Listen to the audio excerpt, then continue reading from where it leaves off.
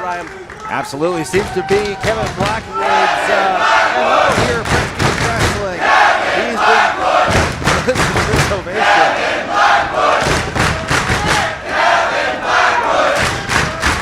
The powers that be at Prestige Wrestling, they set him up, and Blackwood knocks him down time after time. In my opinion, he is pretty much Mr. Prestige Wrestling, the uncrowned Prestige World Champion. And he has one more chance to prove everybody why he should hold the gold. You think about the likes of Shun Skywalker, SB Kento, Dragon Gate regulars. We got another right here. It is good vibes only with this man.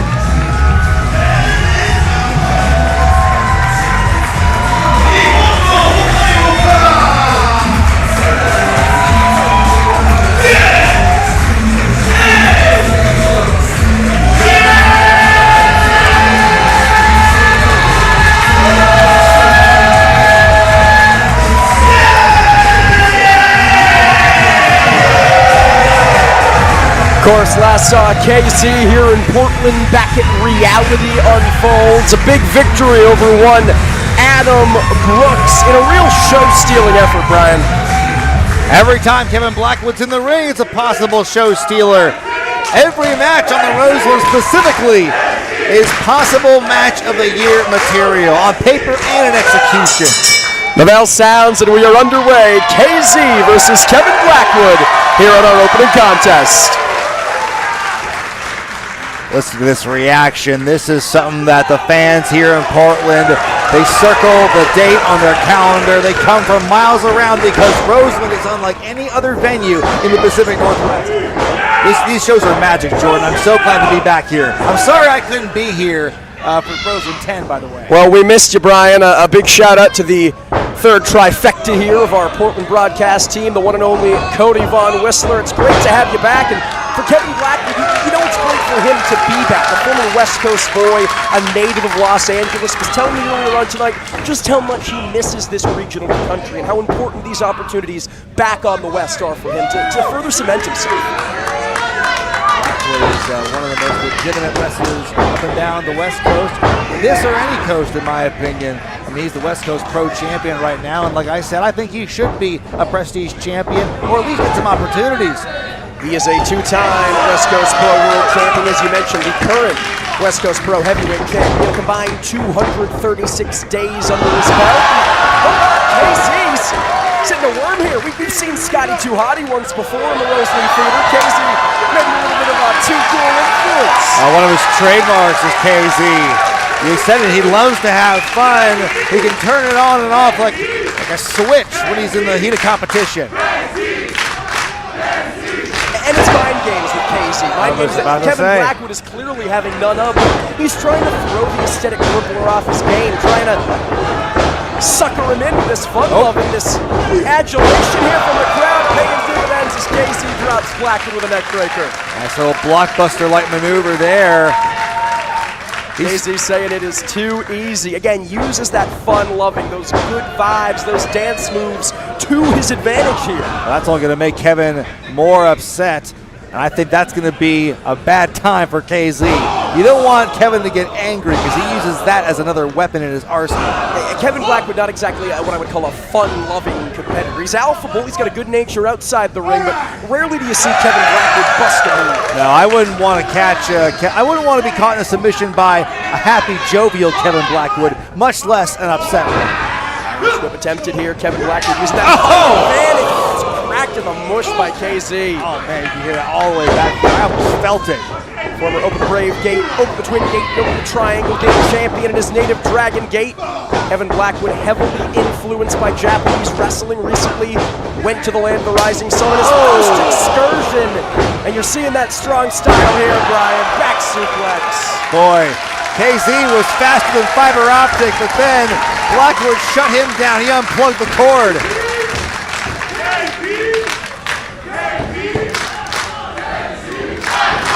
I spoke too soon. Look at this. Hey, he knows how to have fun. He's got KZ down. He's relishing in the control here. Floats over. Only a 2 count. Once again, we thank each and every single one of you joining us live and free across the globe on YouTube. Use that hashtag Prestige Roseland if you enjoy what you're seeing here. Yeah, absolutely. This is the first shot fired for many tonight. Oh, every match you see tonight's going to be amazing. I cannot wait for that tag team championship defense by UltraPOWER. 3 championships up for grabs, both the West Coast Pro Tag Team titles and the Prestige Wrestling Tag Team titles. World title in our main event coming from Blackwood here, but only a 2. Brian, if you're KZ at this point, Kevin Blackwood has you down. He's leveling you with these nasty strikes. What do you have to do to get a dodge? You got to find an opening. You got to find a moment to catch a breath or get a shot timed just correctly, and that can change the momentum. That's what's happening right now, maybe. Face lock, KZ escapes. It's Blackwood instead. Oh! Foot stomp. Oh, man, but it's all about capitalizing on those openings. Capitalizing, but only a 2. Capitalized a day late and $1 short, Brian. But if he can hit X in the quick time event just at the right time, if you get what I'm saying. Is that a video game reference? Oh, yes. Thank you for catching that. You're welcome. Kevin Blackwood staying on top of KZ here, holding onto that top rope for dear life. This double foot stomps an ace in the hole of Kevin Blackwood. I've often said it, but it bears repeating. He can hit them from anywhere and everywhere. It doesn't matter where in the ring you are, doesn't matter where in the ring he is. Hell, outside of the ring, either of you are. But KZ has an answer. You and I could be hit. We don't know from trust here. me, I don't need to get hit with anything more. Neither do you. I remember Combat Clash PDX. Oh, yeah. Thanks for the flashback there. Between you and me, I think we might have a workers' comp claim on our hands. KZ into the corner. Straight to the gut of Kevin Blackwood. Oh, the lights. Look at that. Only a 2. Beautiful bridge, but not enough. That was incredible flexibility. Of course, Prestige Wrestling returns to the Viking Pavilion July 13th, later this summer. Oh boy, I can't wait for that. Combat Clash last year was an epic night in Prestige history, in wrestling history in the Pacific Northwest. And hey, you know what? I got a nice little souvenir, a nice little bruise on my chin, thanks to Evil Uno. Anything can happen at Combat Clash. Blackwood trying to give KZ a little souvenir here. On the shoulders, fireman's carry. KZ wriggles out of dodge.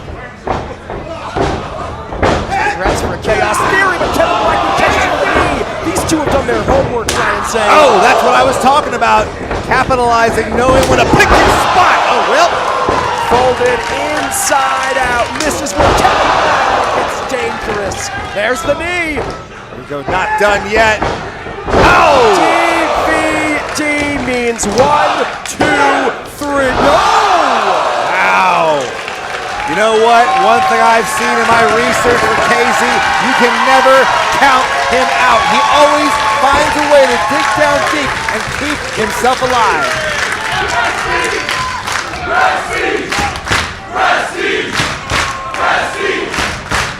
These fans here in Portland, they know the heart of a warrior when they see one. They're appreciative of KZ. And Blackwood from the top, perhaps looking double foot stop. Oh, buddy home. Thinking there. Look at that. Oh. Everett tweak his ankle. A nasty landing like that. Now KZ's asking for more. We talk about the fun loving. This is the opposite side of KZ. A man who stares down the barrel of Kevin Blackwood and says, hit me with your best shot. I think he's having some perverse kind of fun. Smart KZ neutralizing the legs, both for the double foot stomp and those devastating kicks from Blackwood. Basement uppercut. He's got him here. It's got to be it. Oh, man.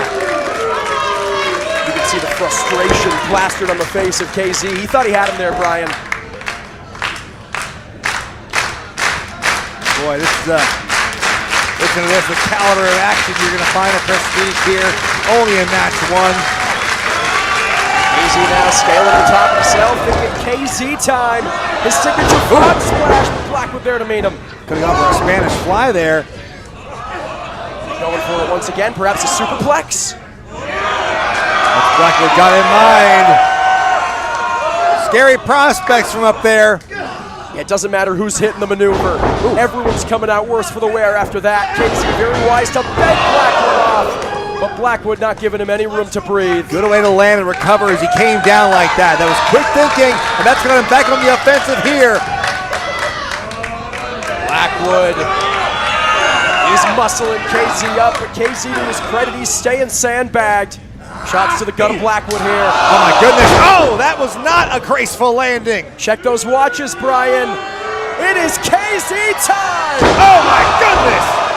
He flattened him. Cover. No! He ain't flattened yet, Z-Man. You're going to have to work a lot harder than that to keep Kevin Blackwood down. We have seen what he can do when the lights are on bright in the Rose City. This is awesome. Hundreds of Prestige faithful. These guys are frothing at the mouths here. And KZ, I mean, he's got to be thinking that is my signature maneuver. That is my game ender for all intents and purposes. If Blackwood was able to kick out of that, what do I hit him with next? I wonder what's left in his proverbial toolbox as KZ now going to get a few more consecutive shots in. Very wise against KZ. The axe handles to the back of Blackwood. If you don't have that spine, if you don't have that back, it makes it very difficult to lift an opponent. It makes it very difficult to fly from the top. But the arms work all the same. It's difficult to do a lot of things without a spine, Jordan. Oh my goodness. KZ returning with a European uppercut of his own. Another strike. Now Fireman's carry to Blackwood here. Blackwood escapes. This is a nail biter here in a contest, Brian. Enziguri kick. Oh, that contact made to the neck and the base of the skull. Kevin Blackwood has recently been adopting the Braid Busters as a cover. Cover. Wow. Rolling elbow there from Blackwood. Perhaps shades of former Roseland opponent Masato Tanaka. Oh, man. KZ with an elbow strike of his own. Oh, shades of Tanaka with that elbow. And off comes the sleeve. Look out! German suplex. He did not look out. There it is, the Braid Buster. He spiked him. Good night. Oh! What? KZ has insomnia. Wow. Look at the look in Blackwood's face. Whoa. KZ's face. Blackwood's face. Blackwood, I thought, was looking shock at first, but now looks like he's digging it. He's got himself set up for what a kick right in the mush. Bicycle kick in the corner usually follows this up with the double foot stomp. Cleared for takeoff, Kevin Blackwood. That's it. 3-point landing. Good night. Blackwood on top once again at the Roseland Theater.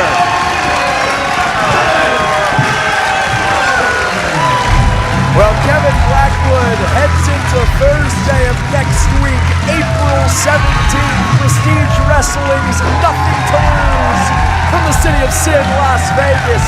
Big-time singles opportunity against international superstar Leon Slater with momentum on his side. Oh, I took the words right out of my mouth. He's got the big mo.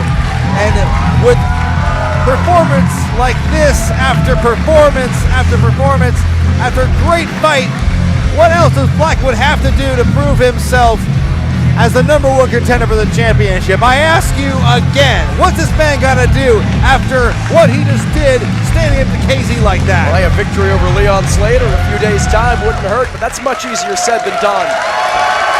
Tell you what a week of action we're going to see in Prestige Wrestling tonight. Then Nothing to Lose in Vegas. I can't believe we really have to steel ourselves, Jordan. You and I are going to have a long week ahead of us. Our dance cards are pretty full for the next 7 days or so. But boy, I'm going to save all my energy for this and Nothing to Lose. Hey, Brian, question for you, my friend. Yeah. Are you ready? Yeah, I think I am. No. I said, are you ready? Oh, I see what you did there. Yeah. Hey now.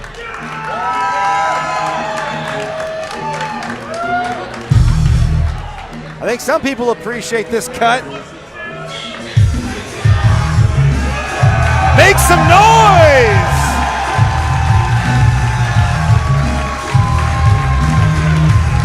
It's the WWE Hall of Famer, Jordan. In the immortal words of Uncle Cracker, I've got everything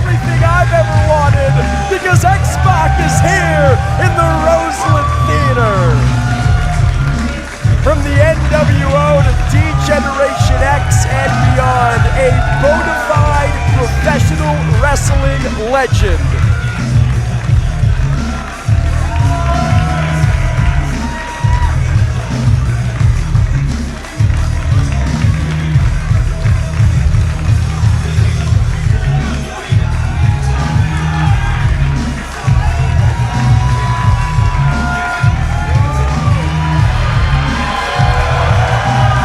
Listen to this ovation for the X to the P to the A to the C.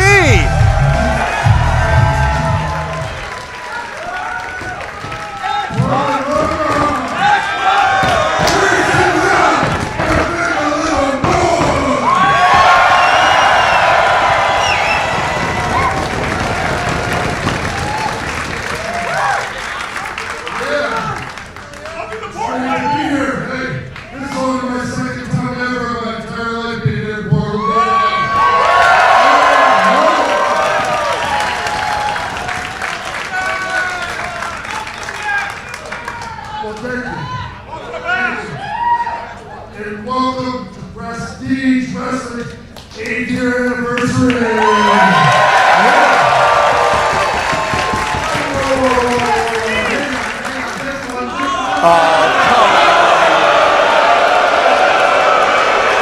I wanted to hear more of what X-Pac had to say.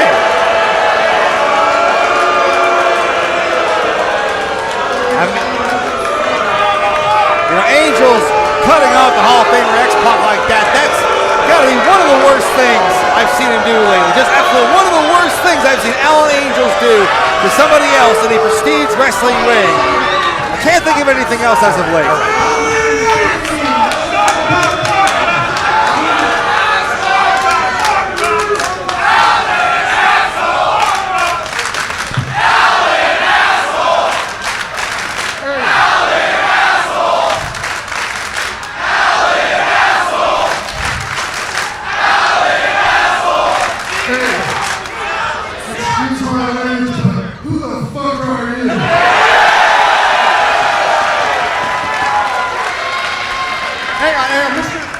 Mr. X, can I call you X? Is that okay? I just want to apologize for all these ignorant reporters.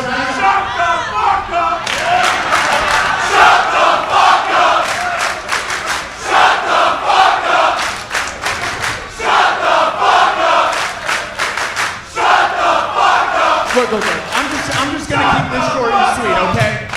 You see, I'm wrestling Timothy Thatcher later tonight. And after I beat him, hurt him, embarrass him, Are we talking about the same thing? yeah, you know Tim, Timmy T. Listen, I was thinking, Okay. you know, Portland is my city. I'm the king of Portland. You know, maybe later tonight after I beat Timothy Thatcher, retain my Prestige Wrestling Championship, maybe me and you, we go out on the town and party a little bit. What do you think, Ed?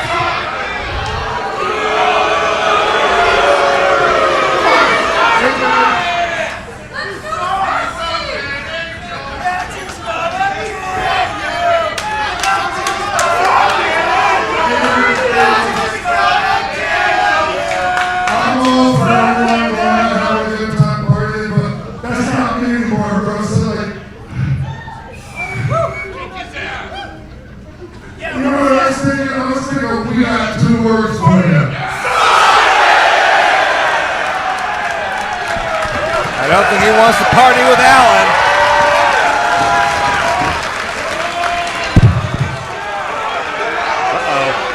What the hell is Alan Angels doing? Wait a minute. Don't look behind the champ. You won't like the view. Oh! Timothy Thatcher, the man who will be challenging Alan Angels for the Prestige Wrestling World Championship later on tonight in our main event. Wait a minute, are we getting what I think we're gonna get? No. Look out! No, come on! Oh boy, that could. Boy, it's a good thing X-Pac caught himself, because Suffice it to say, Alan Angels will not be partying with the Hall of Famer X-Pac later on tonight, and if Timothy Thatcher does his way, he will not be partying at all. well, Thatcher saved X-Pac, that's for sure.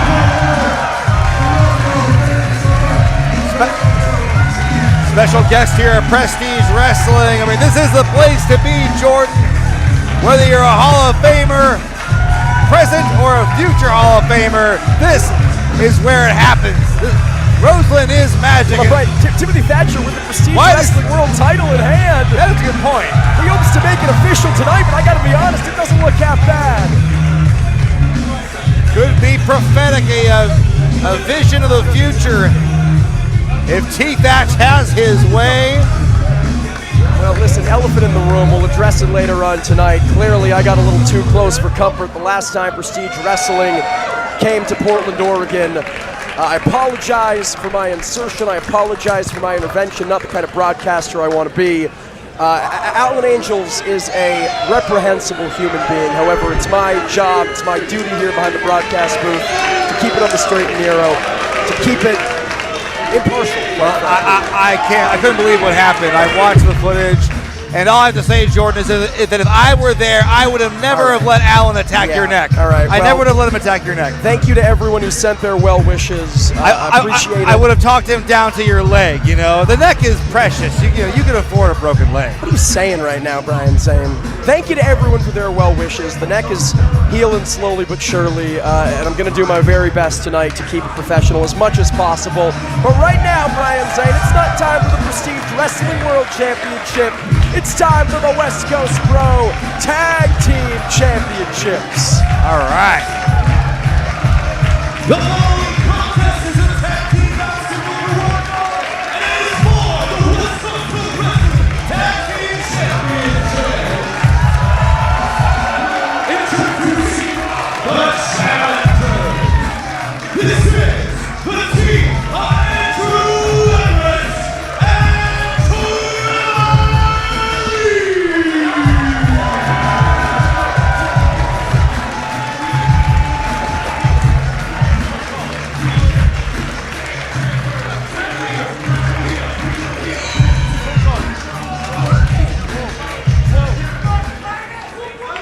Joining forces as a tag team for the first time in 8 years. Nice little reunion, but it could end poorly tonight if their opponents have anything to say about it.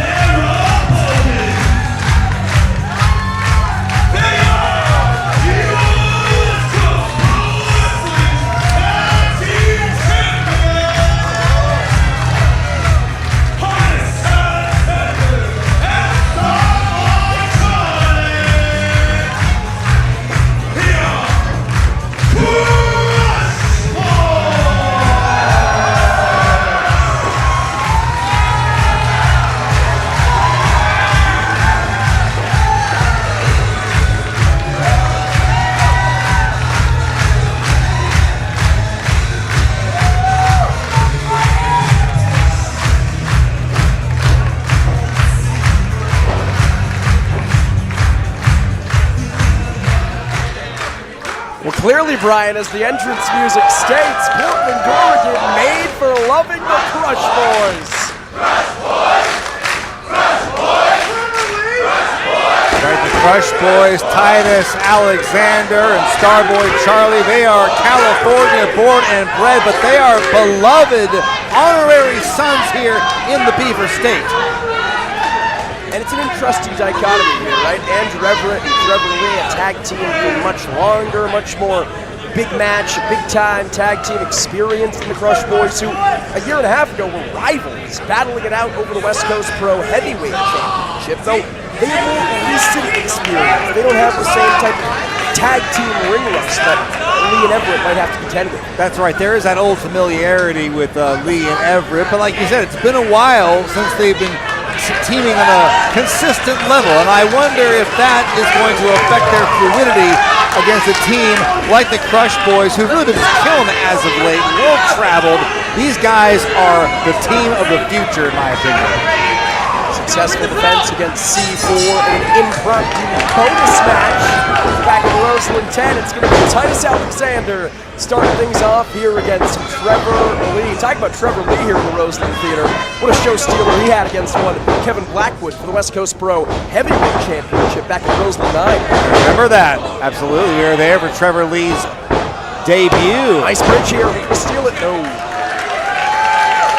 How devastating would that be for the Crush Boys? Starboy Charlie in particular, if Trevor Lee was able to steal the matchup in a matter of seconds without Charlie even being involved, being tagged in once. I would love to see a match end like that one day. I mean, somebody gets caught in a pinfall. It can happen.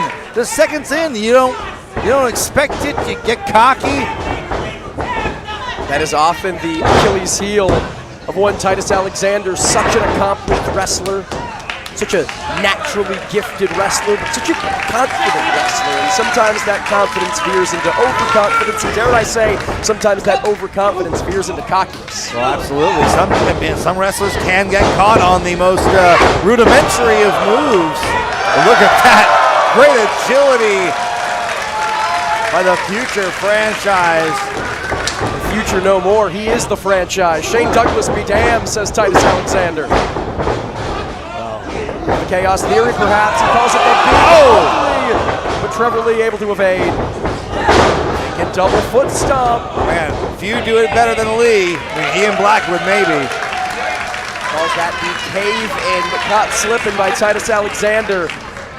Look at the look in the face of Trevor Lee. A little caught off guard here from Titus Alexander. Opting to tag in Andrew, the Giant Everett. I mean, he is all man. He is a huge individual in that ring. I can't with you, man. First, it's Cody Von Whistler with Matt Branigan, who we'll see a little bit later on tonight against Zack Saber Jr. Now it's you with Andrew Everett. He's a spectacular competitor. He's no giant. It's all about how you present yourself. It's about confidence, Jordan. That's what I tell you at the after parties. For a test of strength with Starboy Charlie. Hey, they say the only way to beat a monster is to become one. Absolutely, it could be a titanic struggle here. What is it about the single strap on the singlet that is a signature of Giants? I never understood this.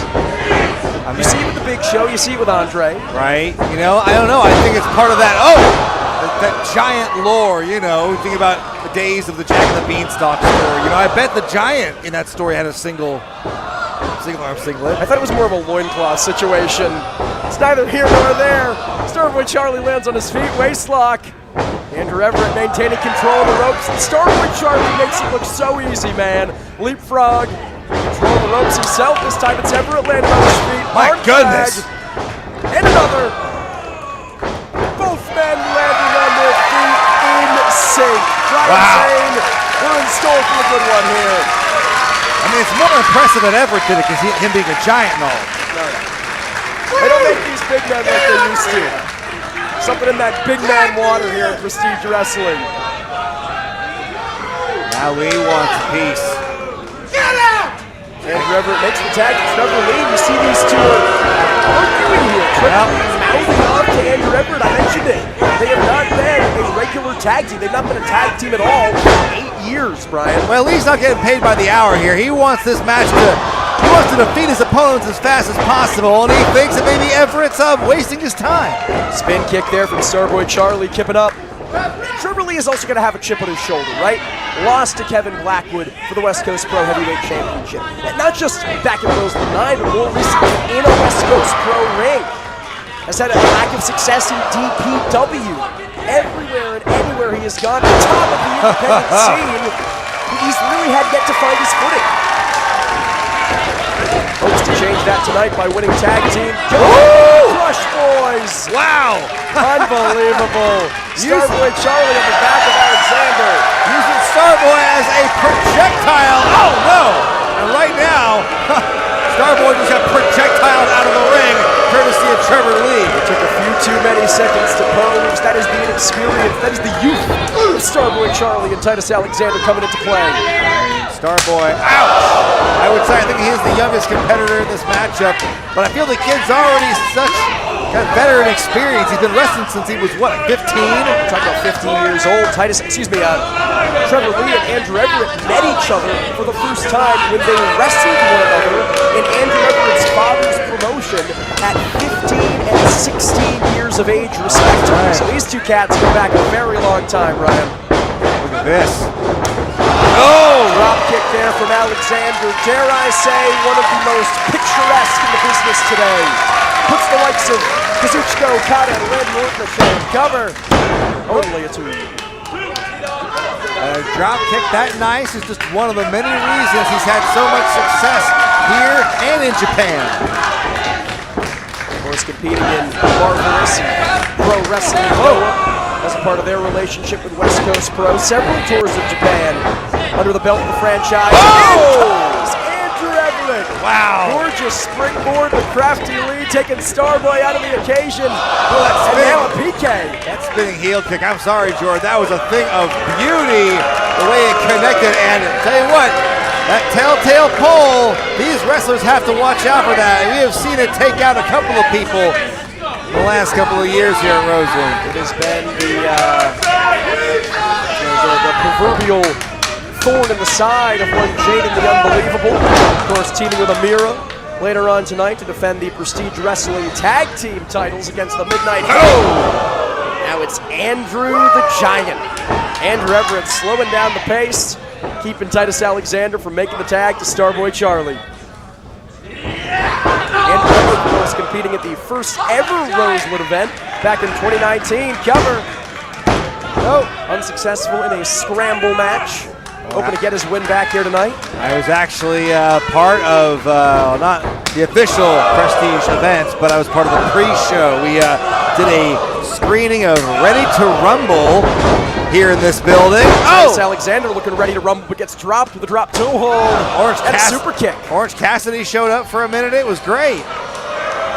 Andrew Everett. Standing moonsault cover. And a kick out. It's crazy to see how much Prestige has grown, how much Roseland has grown as an event since being part or witnessing that inaugural event. I mean, Roseland has become the place to be, and it's great to be part of this anniversary event. Celebrating 8 years of Prestige Wrestling here tonight. Trevor Lee, now the legal man. Oh, it's an unorthodox splash, feeling the ropes here. Yeah, that's pretty blatant. You know, this is a different side of Trevor Lee. We've seen before. Small package. We're going to steal it. No. A different side we've seen before with Trevor Lee. He's made it very public how his release from the WWE, his lack of job security, a childhood dream being crushed, the effect that had on him emotionally, the effect that had on him mentally, and perhaps we're starting to see some of those cracks form here. Well, it's all about how you bounce back and recover from something like that. And Trevor Lee, he's been feeling a bit disrespected, I think. I think he knows that the opportunities are there. Look at this, great opportunity to capitalize, catching on him. Titus Alexander, once again thinking big ugly. But it's Trevor Lee with the waist lock. Oh my Missile goodness. drop kick, German suplex combination, Everett into the cover. There's the fluidity I talked about. Could have him here.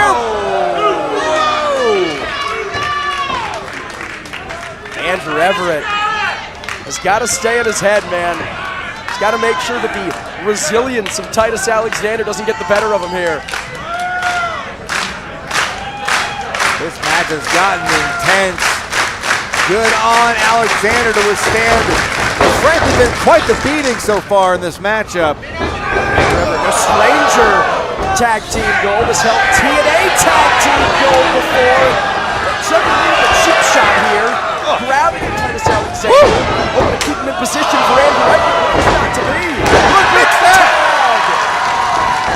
Gymnast-like agility going over Everett like that, diving to make that tag, and now in comes Starboy Charlie. The Denim Dragon is spreading his wings. Peppering him with those fists. Handspring, lands on his feet, into the waiting arms of Trevor Lee. Big boot to Andrew Everett, big Budokan to Lee. This kid Starboy is unreal, Brian saying. Penny kick to the both of them. That is some A+ Jordan, the best offense is oftentimes a great defense. Taking them both, he doesn't care. He's hardcore, is Starboy Charlie. Uranagi, standing cosmic swirl, but only a 2.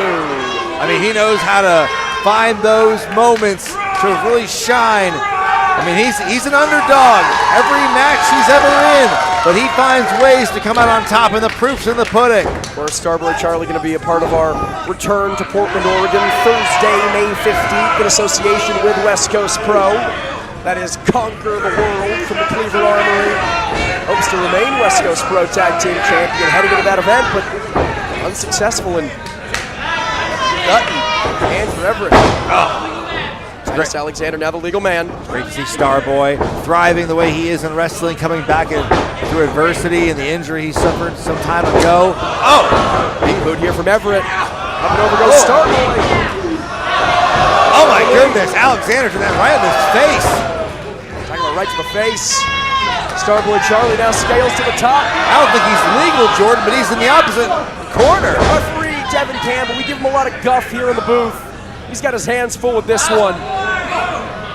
Starboy Charlie repeated shots to the head of Andrew Everett. In many ways, Brian saying this is a generational clash. These two tag teams representing that high octane, illicit style of tag team wrestling. Wait a minute. Oh! Missed that! Hurricane Rana from the top, courtesy of Andrew Everett. He nailed it. I can't believe it. That's gotta be it. No! Wow. Somehow, someway, Starboy Charlie gets the shoulder up. In his early 20s and already a veteran of a decade is Starboy Charlie. It's the kind of thing you only see in Japan or Mexico. Everett heading to the top, maybe thinking shooting star press, 630 perhaps. And Trevor Lee with the blind tag. I'm not sure if everyone even realizes it. Not sure if that was part of the strategy. Oh, but boy, that's a lucky tag if that was the case, because Everett is out. Ooh, psycho knee there from Alexander, but dropped by Lee. He has a date with Cedric Alexander June 1st when Prestige Wrestling returns to the Vermont home in Los Angeles, California. But Titus Alexander catches him with a cutter. Trevor tried to capitalize on the chaos, but it's Titus who's on top right now. Commentators curse in full effect, Brian saying, face full of turnbuckle as he folds Starboy Charlie inside out. Basement elbow strike. Shining Wizard. They remind me never to speak again. Yokosuka, man. And Trevor Lee looking to finish the job.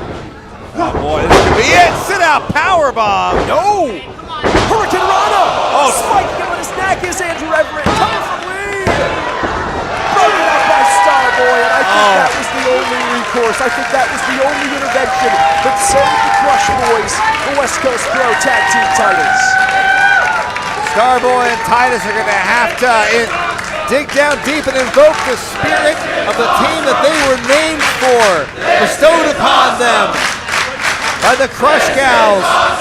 Yes, Lioness Asuka and Chigusa Nagayo passing the torch, as it were. Dig into that tenacity and that otherworldly fighting spirit to stay on top here.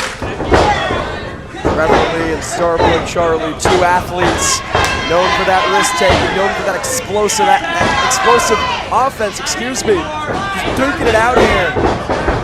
Starboy in the corner. Oh! Waiting arms. Where is he? Tornado DDT, in comes Everett. Oh! Springboard Swanton. Boy, great instincts by Charlie, but he walked right into Everett's attack, and now Titus was looking to keep the fight going, but it's Trevor Lee with a PK. Oh! Titus had an answer. He got turned inside out on the apron there. Look at Charlie here. And spring poison Rana. Holy moly. Big Ugly. Oh! Named for his legendary father, and just as devastating. Look out below. Tope con Hilo. Starboy from the top. Big knee. Shooting Starboy press. They got him.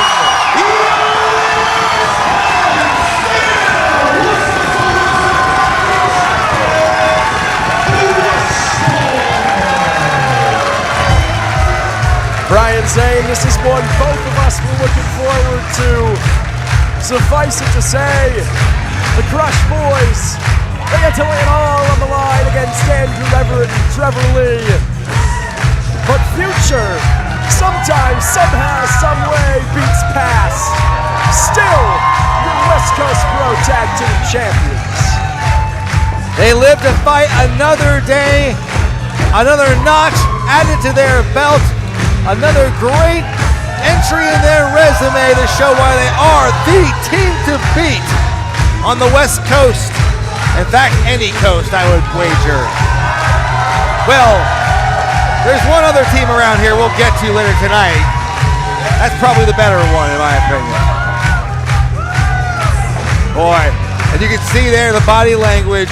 Look at Trevor Lee's face. That is a look of disappointment, Jordan.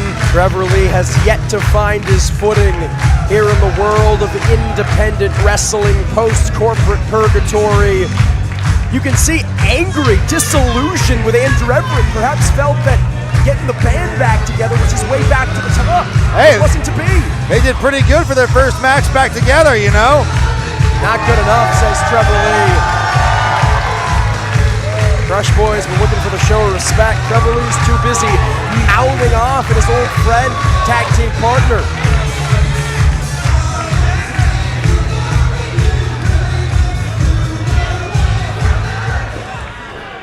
Trevor Lee beside himself here, Brian. I mean, I would have had a little more patience. They can have more matches. Oh boy. Things are quickly falling apart here between these two. Trevor Lee can't get mad at Andrew Everett. He was the one pushing him around. He was the one getting in his face.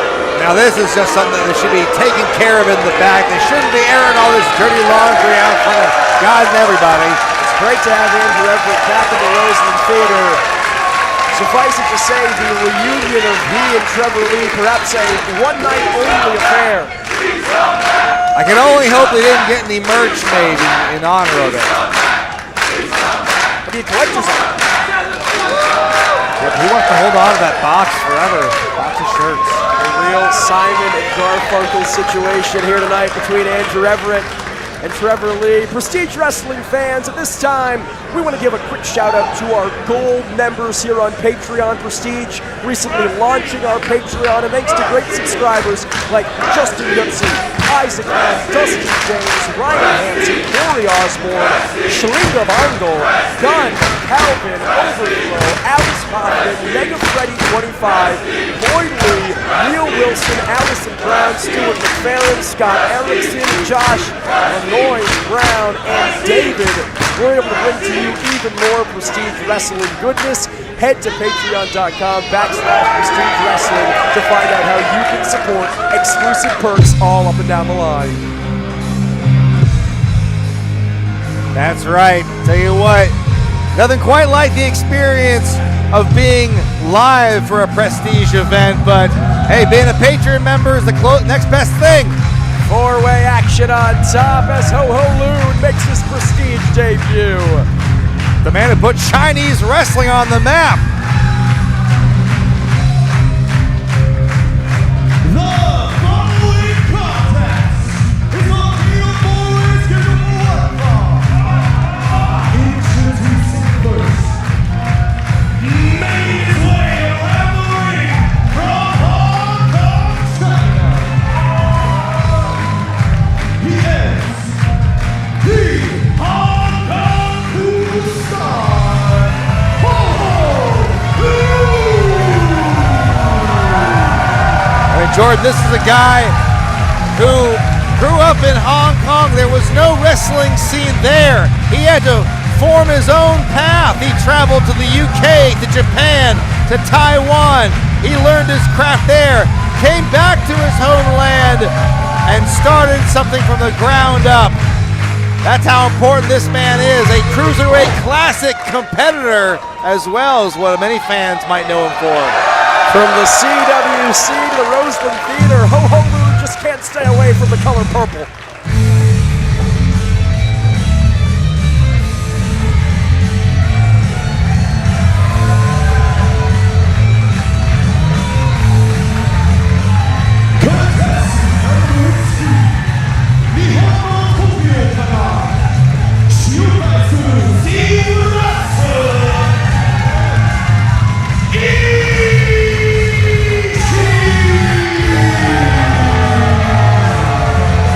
ISHIN making his Prestige Wrestling debut, but it's not the last time we're gonna see him. Scheduled for trios competition alongside fellow Z-Brats against Danez, Galeno Del Mal, and El Hijo de Dr. Wagner Jr. in a few days' time from Las Vegas, Nevada. Yeah. Prestige Wrestling presents Nothing to Lose. It's Nevada. Nevada. I got it right once. You put me over for getting it right once before. You East Coasters. Ooh, scary.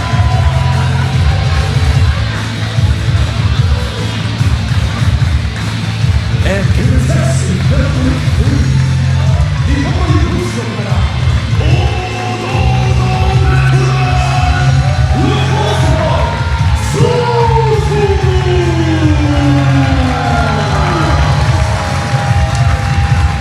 There we go. One third of the Open the Triangle Gate champions is Susumu, Yokosuka.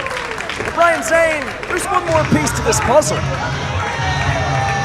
That's right. A legend of Dragon Gate here standing before you, and somebody who our next competitor spent a lot of time looking up to. I was having a conversation with this man coming up out of the curtain next, and he told me what an honor it was to be wrestling Yokosuka like that in this matchup. After the years he spent studying him, what an opportunity to take him down.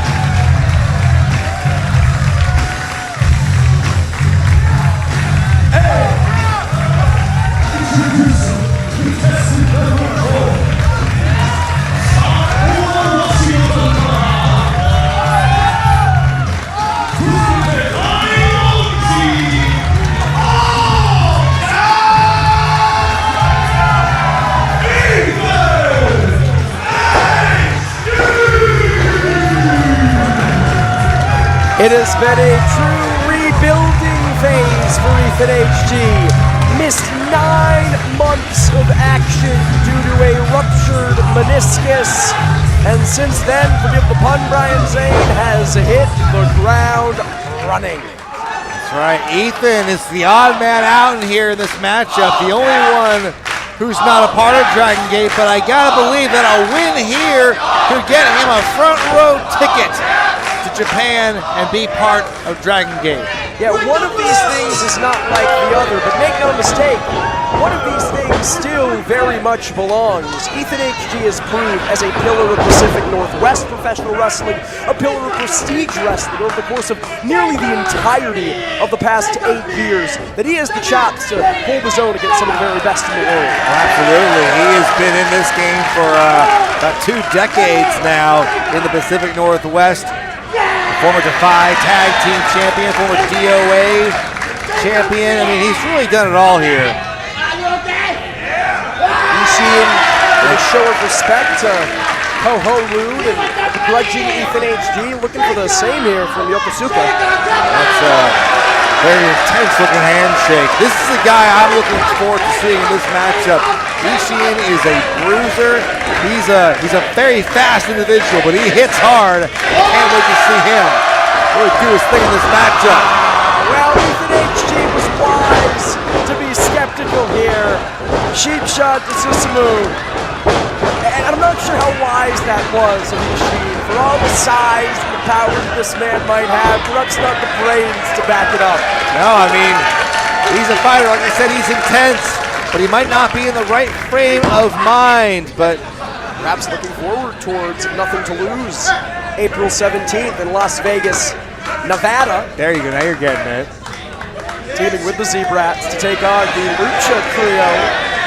He's got to keep his sights set on tonight. He's got to stay focused on HD, Yokosuka, Moon. Oh, come on, man. Now a cheap shot from Yokosuka. Well, that's what you get for being polite.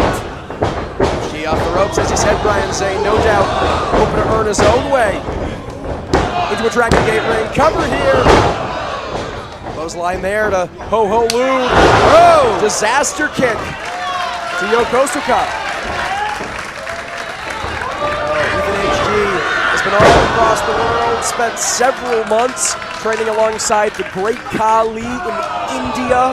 A true world traveler, but no doubt wants to find his way in Dragon Gate. And to win against any of these three men, let alone all three, would go a very long way in earning him that. Absolutely, and what a great spectacle, what a great exhibition this is for our Portland audience here, streaming live and living color on YouTube. 600 some odd people watching us right now on the screen live. Thank you all for watching. It's been an incredible night so far, and we're just getting started. And why are you guys still trying to shake hands? Both men with the same idea. Who's going to let it down first? Who's going to let it down first? Have y'all learned nothing? Clearly not. Ho-Ho-Lu, not a very fast learner. A commentator in his own right has provided a great deal of English commentary for Dragon Gate. Perhaps good for your job, Brian Sam. Watch your tone. You said you would let Alan Angels at my leg. That was crazy. Well, it's better than your neck. Ho-Ho-Lu feeling the effect on his leg here, still able to land the missing drop kick, excuse me.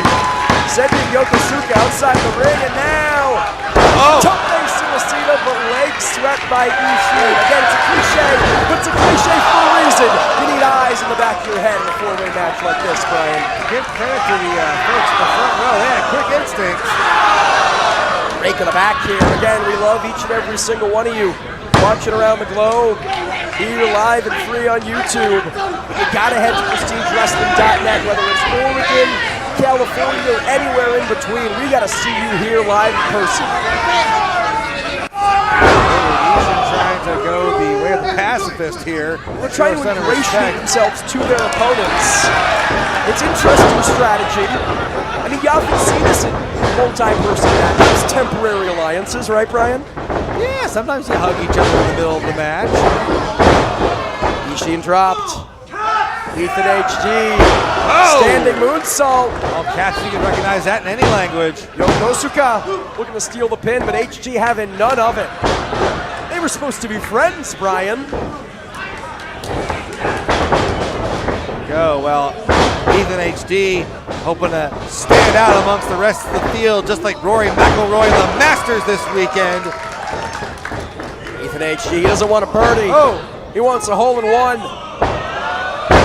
Look at that, Standing shooting star press. Nice shot. This time it's Ho-Ho-Lu breaking up the cover. Again, Brian, in a multi-person match like this, how do you deal with that? You have your opponent down. As far as you know, 1, 2, 3, that's it. And then in comes another one of your opponents to break up the pin, to break up the submission. You gotta be on a generational run. You have to have your spirit bar maxed out. You have to be in the special mode and hit. You gotta get everyone else laid out just so you have the opportunity to get that deciding 3-fall. You played a lot of video games recently, Z-Man. How do you think I got into wrestling in the first place, Jordan? Ultimo Dragon. NWO, WCW, we talked about this. There we go. Ho-Ho-Lu and off the ropes. Get this comeback, maybe. Look at this stuff hitting his tracks, and look at those shots by ISHIN. I love to see it. ISHIN has relied on the break of the eyes several times in this matchup. Small package, looking to steal it. Close ball. But beyond the chicanery, beyond the rule bending and breaking, ISHIN a very, very accomplished and able wrestler. Look at the strength. I like that. A squat, mid-delayed vertical suplex. He's not just big, he is smart. I didn't give him enough credit earlier on. He's one to watch in this matchup here. Only 3 years or so experience, but boy, he is just a freight train in there. A darker side shown as of late. Still fun-loving. Still enjoys taking the punishment to his opponents. We talked about Ultimo Dragon. He was one of the trainers of Yokosuka. As a matter of fact, over 3 years for ISHIN. Quarter of a century for Susumu. Yokosuka here, and he may be putting an end to this one. Taking his time, getting the machine faithful behind him here. and if he had someone down, he could have him beat by now. Really soaking up the moment, and I think it cost him. Back body drop from ISHIN. And that surprises me, someone as experienced as him, taking his sweet time and failing to capitalize, and now look, you have people back in the ring. In an unfamiliar territory for all three of these men. Perhaps caught the moment. Here comes HG. Hits a Guri kick, staggers Yokosuka. Just now deadlifting German, but Ethan's able to fight out of it. Package powerbomb, perhaps. It's a big man to lift up, especially with the torn meniscus. There you go. Ethan's got it scouted. Look out. Now ISHIN had it scouted.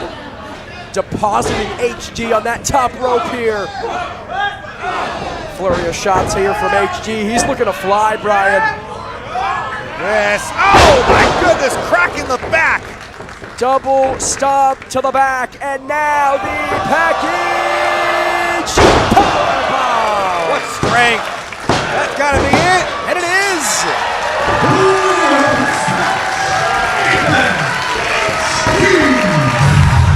I'm not sure if Yokosuka realizes the match is over. Perhaps the music will be an indication, but HG already won. Ethan HG back in the winning ways. What a pivotal win this could be for him. I told you a win like this could do wonders for his career at this stage of the game. Hey, he proved himself amongst these elite athletes representing Dragon Gate. I think Ethan HD belongs to that same caliber of athlete. A win over not one, not two, but three of Dragon Gate's best and brightest. You can see Ho-Ho Lude and Susumu Yokosuka understandably very, very upset. A show of respect all the same, and this time it's for real. Or is it? It is. It is. It's got to be a tough night for Ho-Ho Lude and Susumu Yokosuka, losing the match without even being involved in the decision. But a very impressive performance here tonight in their prestige debuts all the same. And he walks away with his wolf mask, so he's still a winner in the end. Man, Jordan, this next match, I'm really stoked for this one. Yeah, suffice it to say, we have not seen the last of the Japanese influence on tonight's card.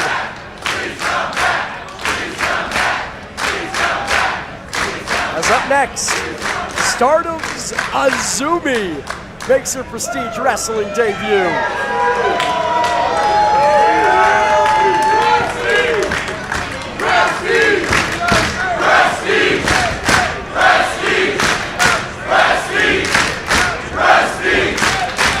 Great, Jordan, even as the show began, as the shows continue to go, fans are still filing in here.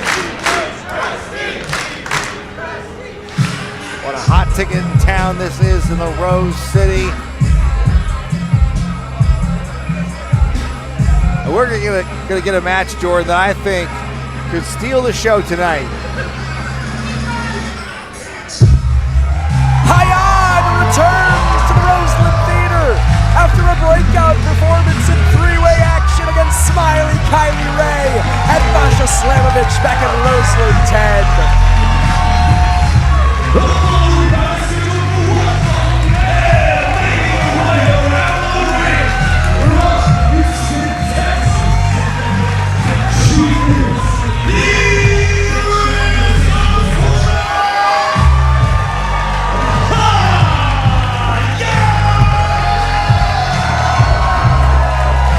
The Renaissance woman cometh, Brian Zane.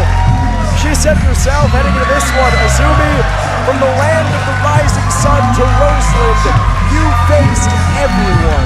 But now it's time to prove why 4 letters are better than 3. 2024 Queen of the Indies, looking to show everybody how she earned that crown. This is what we call a dream matchup, Jordan.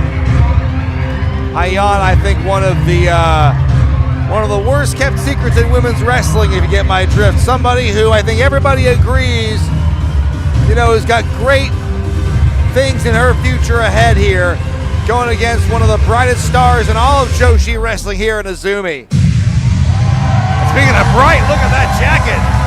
Azumi has arrived in Prestige Wrestling.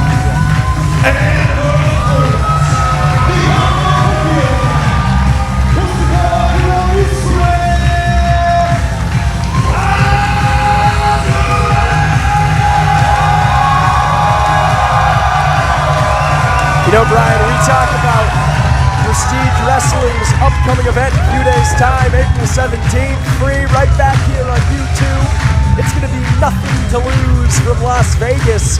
But Prestige, in many ways, overtaking that weekend in association with DPW and West Coast Pro, a whole block of events over the course of the week that I know you yourself, Wrestling with Regret, are a sponsor of. Oh yes, we're right there on the canvas. The three-headed monster of Prestige Wrestling, DPW, and West Coast Pro joining forces for an unbelievable weekend of action in Sin City. Not just Prestige, but West Coast and DPW. Those guys, we're running the show here in independent wrestling as far as I'm concerned. So that being said, Friday, April 18th, Stardom presents American Dream in Neon City as a part of that weekend. And what a great showcase it is of the Stardom roster to have Azumi, 1/3 of the Artist of Stardom champions alongside fellow Neo Genesis members. A great preview of what Stardom has in store Friday the 18th. Azumi, we'd seen her, sometimes we've seen her on Collision taking on Mariah May, rival of hers. I tell you what, Azumi, she really just, someone who's just really just set the Joshi scene on fire the last several years. Talked about Starboy Charlie in our last matchup. How about Azumi? Began her professional career at 11 years old. A veteran of over a decade, still in her early 20s.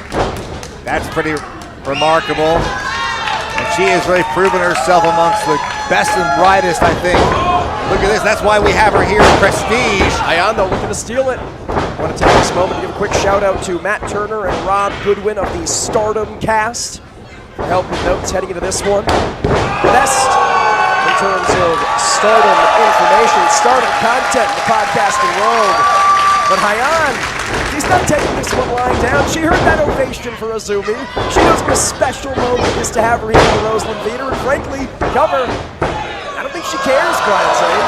Hyan, a product of the Reality of Wrestling school run by another WWE Hall of Famer in Booker T. Now can you dig that second? And she's looking to prove herself against this battle-tested veteran, 21-year-old battle-tested veteran in Azumi. And I think this is a great platform and a great opportunity for her to do it.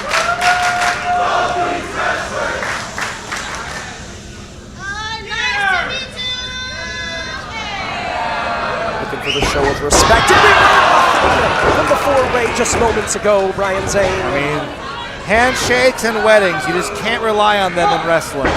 Hyan, of course, made waves challenging Julia for the New Japan Strong Women's Championship a year and a half ago. Oh! Azumi with a face full of turnbuckle there. Oh my goodness, nasty landing. That'll knock some teeth loose. I was going to say, Azumi nowhere near 100% herself, less than 24 hours removed from a draw against one Mina Shirakawa. #1 contenders match with the New Japan Strong Women's Championship, Windy City Riot. So not only feeling the effect of that #1 contenders match, but also a chip on her shoulder. Does not want the same result here tonight. Certainly doesn't want a loss here against Hyan. Absolutely, got to come away with something to hang your hat on after a week like this. Oh my goodness! Back suplex from Hyan into the cover. Came out hard on that one. Could have it here. Assuming we also have to acknowledge the elephant in the room, right? Traveling from the land of the rising sun. Jet lag stays with you for a very, very long time, Brian Zane. There's no way that her equilibrium is the same as Hyan's. Absolutely. I mean, it takes a lot out of you. You feel like, oh, maybe I got a quick nap, or, I got to sleep on the plane. But you can never quite recover from that. Yeah, I'm looking to put her to sleep here. Figure 4 leg lock applied. Azumi inching towards those ropes, but you know as well as anyone, Brian, the kind of pressure it takes, the kind of pain it puts on those limbs as you try to move towards those ropes while being locked in the submission hold. Absolutely. Reaching for that rope, it's a lot tougher than it looks. And look at this. Fingertips away. Can she make it? You're seeing that toughness on display. Look at that. I'm starting to see a little bit of frustration maybe on the face of Hyan. Oh, frustration from Azumi here. Clearly a great deal of respect between these competitors. Right at a certain point, that just goes out the window. Hyan evades the drop kick. Stop to the back. The Indies now. Oh! Vertical suplex.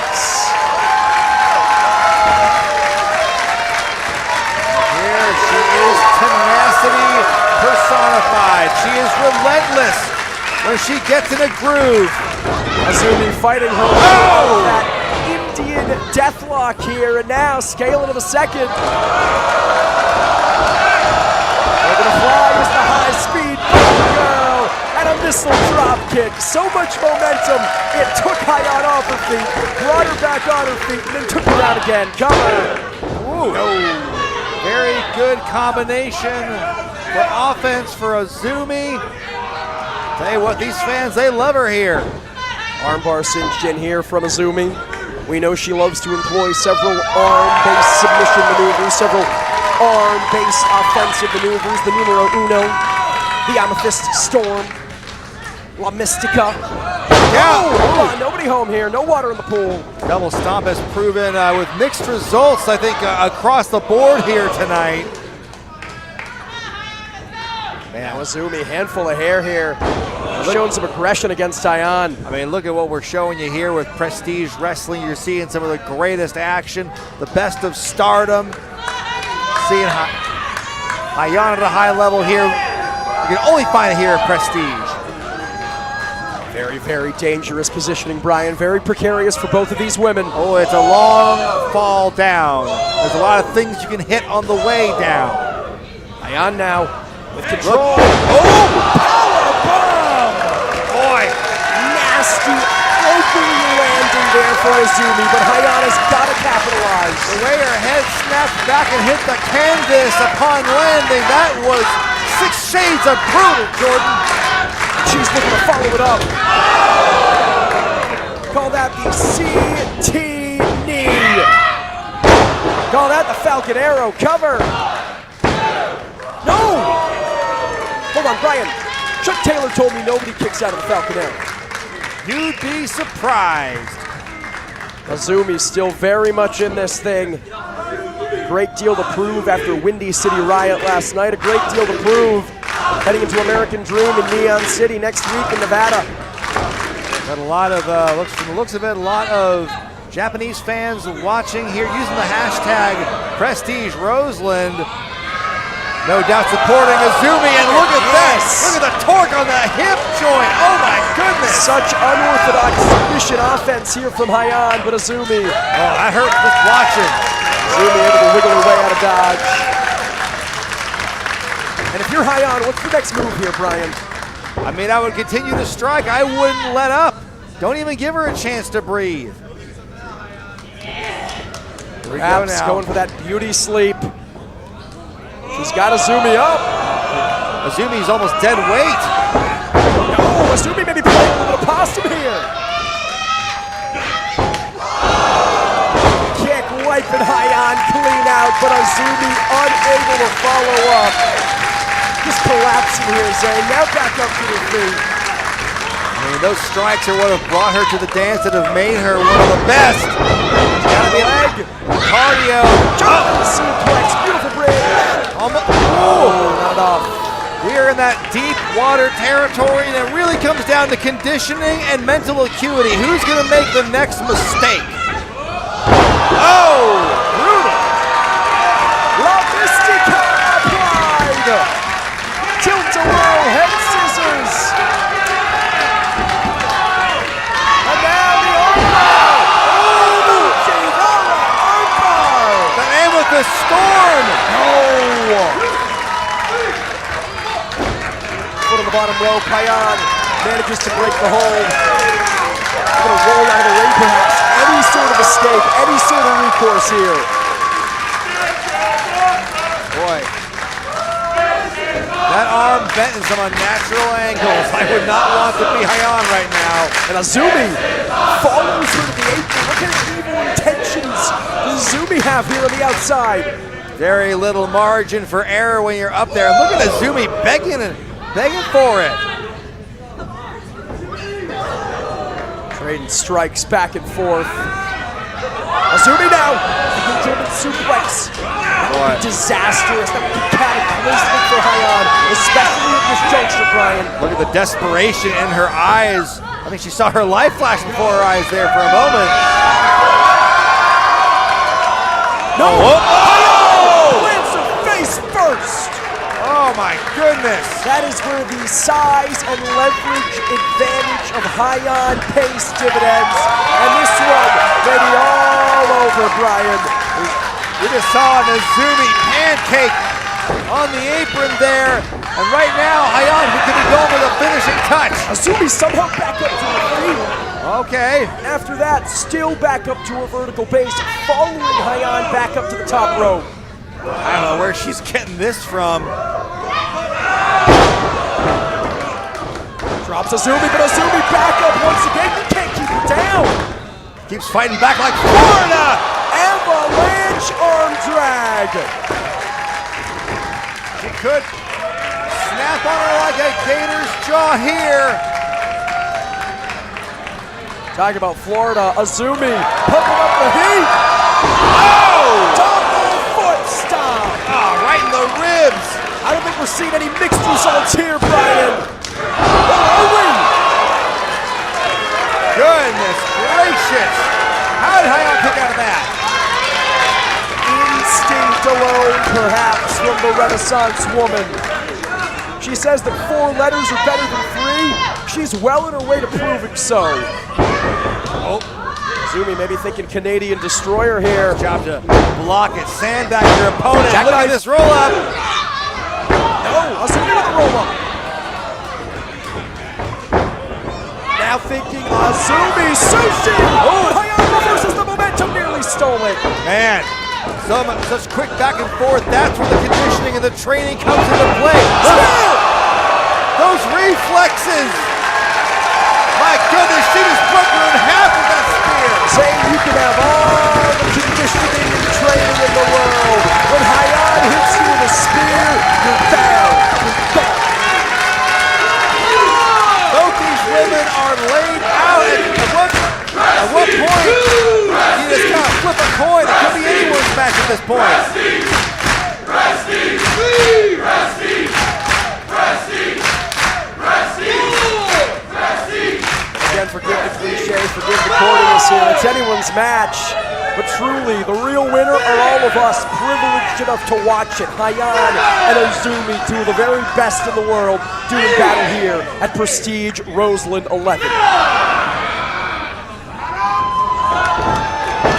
My goodness, both these women possessing a never say die attitude. But at what point, Brian, does the physical body give out? You can have all the fighting spirit in the world.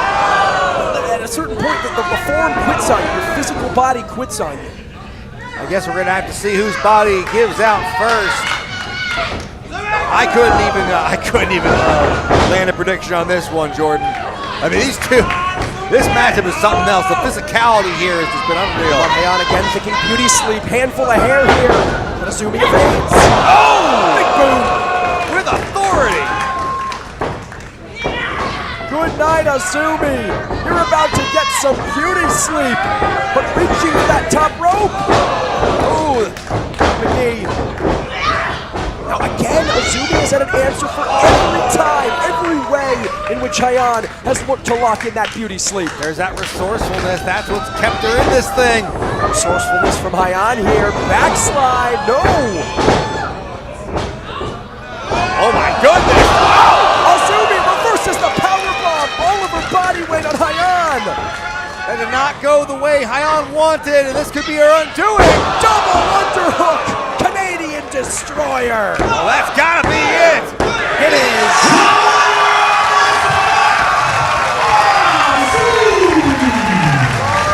It was on this night that Azumi proved that 3 letters are indeed better than 4. But I still think that on any given night, it could be Hyan's time to shine. I want to see a rematch between these 2 lady warriors. She is the queen of the indies for a reason. The crown remains firmly planted on the head of Hyan. Tonight, Stardom's finest, the high-speed bomb girl Azumi, challenging the keys to the kingdom. Talk about needing momentum. Heading into Friday, April 18th, American Dream in Neon City. Azumi more than claimed it. Has got to be feeling better after that draw against Mina Shirakawa last night in Chicago. That was a great matchup, and you know what? The lights are going to be so bright in Vegas. I can't wait for the spectacle of that weekend. So many amazing events being held all over Sin City. I tell you what though, Jordan, the lights are never going to be brighter than they are at the meet. Next week for all our for the Prestige Wrestling event. Nothing to lose. I can't wait for the return of the Inspiration. Jordan, can you imagine? We've called a lot of historic matches before, but that's one I'm really going to circle my calendar for. Head-to-head with Kylie Ray and Nicole Matthews. Another piece of tag team action on that event, our event. Nothing to lose, April 17th, 7 p.m. from the meet. It'll be Lyco's Gym, head-to-head with Sinner and Saint, the former Prestige Wrestling World Tag Team Champions who, since losing those belts, have been in a state of flux and hope to change that tonight against these men.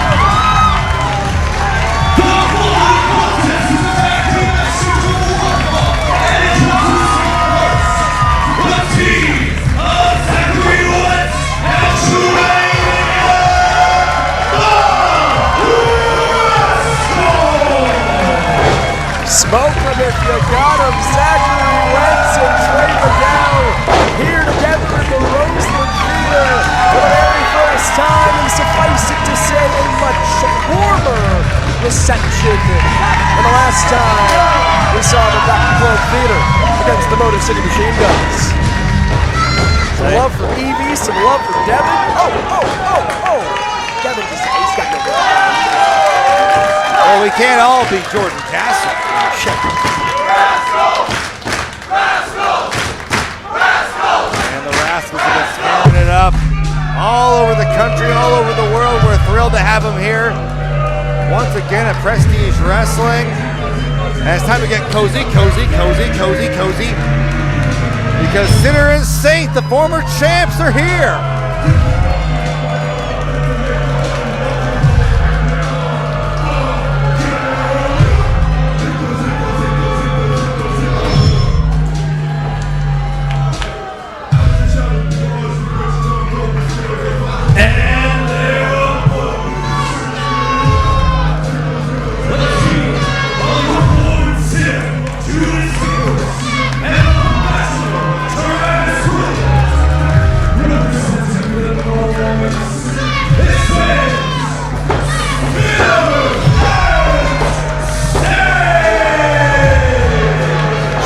Jordan, after losing the Prestige Tag Team Championships, you know this is going to be their ticket to get back to the top of the rankings once again. A win over the Rascals at this stage of the game will put them right back in contention, in my opinion. Prestige management made it very, very clear, abundantly clear.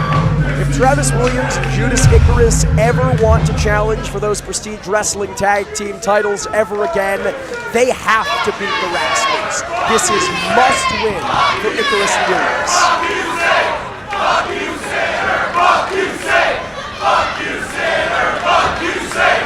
Fuck you, Saber! You know, what I want to know is what do the Rascals get out of it? If they beat Sinner and Saint, do they become #1 contenders? I am no matchmaker. I am no member of the booking committee. Back at Roseland 10, UltraPOWER dethroned Sinner and Saint after 373 days, over a full year for those tag team titles. Again, elephant in the room, I involved myself in the matchup, keep the moment. That is not the broadcaster I am. That is not proof of someone who stands as an impartial journalist, and it's not happening here tonight. But the story from that matchup is Alan Akers, a man who wasn't involved, a man conspicuous in his absence, not helping Sinner and Saint the way that they've helped him time and time again. Well, you know, when you're the champion, when you're the top dog, you've got honestly different priorities. It's a wonder that Angels has had the time for the noise and for the Sinner and Saint that he's had. I mean, one hand scratches another, no? For Judas Icarus and Travis Williams to help Alan Angels retain Prestige Wrestling World Championship time and time again as they've done, does that not owe them the same courtesy? Sometimes one hand scratches the other more than the other. You know what I mean? Wow! Cover here from Wentz. And a kick out from Williams. Not the first time that these two teams have done battle. Over a year ago in their native TNA wrestling, the Rascals picking up a win in about 5 minutes over Sinner and Saint. So you got to think, in addition to the issues with Alan Angels, in addition to working their way back to the Prestige Wrestling Tag Team Championships, that is sticking in the craw of Sinner and Saint. Oh, absolutely. They're looking for some revenge on multiple levels here. Hold on, the other guy's there from the Rascals, but only a 2. Trey Miguel, now the legal man. Frequent tags in and out.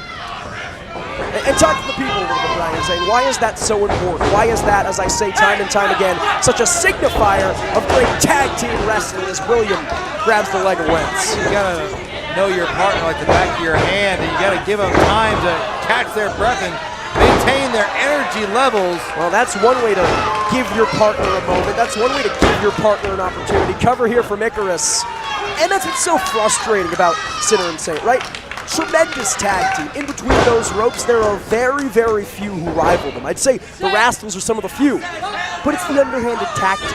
It's the rule bending, the rule breaking, the holier-than-thou attitude that makes it so difficult to like these guys. Well, they're not here to be liked. They're here to win matches. Zach Wentz, Ron Funtown. They can be mutually exclusive, Jordan. Sinner and Saint saying after losing those tag team titles, what they can't take from us is 373 goddamn days. What they can't take from us is the Cascadia Wrestling Cup. What they can't take from us is Sinner and Saint being the best goddamn tag team in the world. What they cannot take from us is that S's stay up.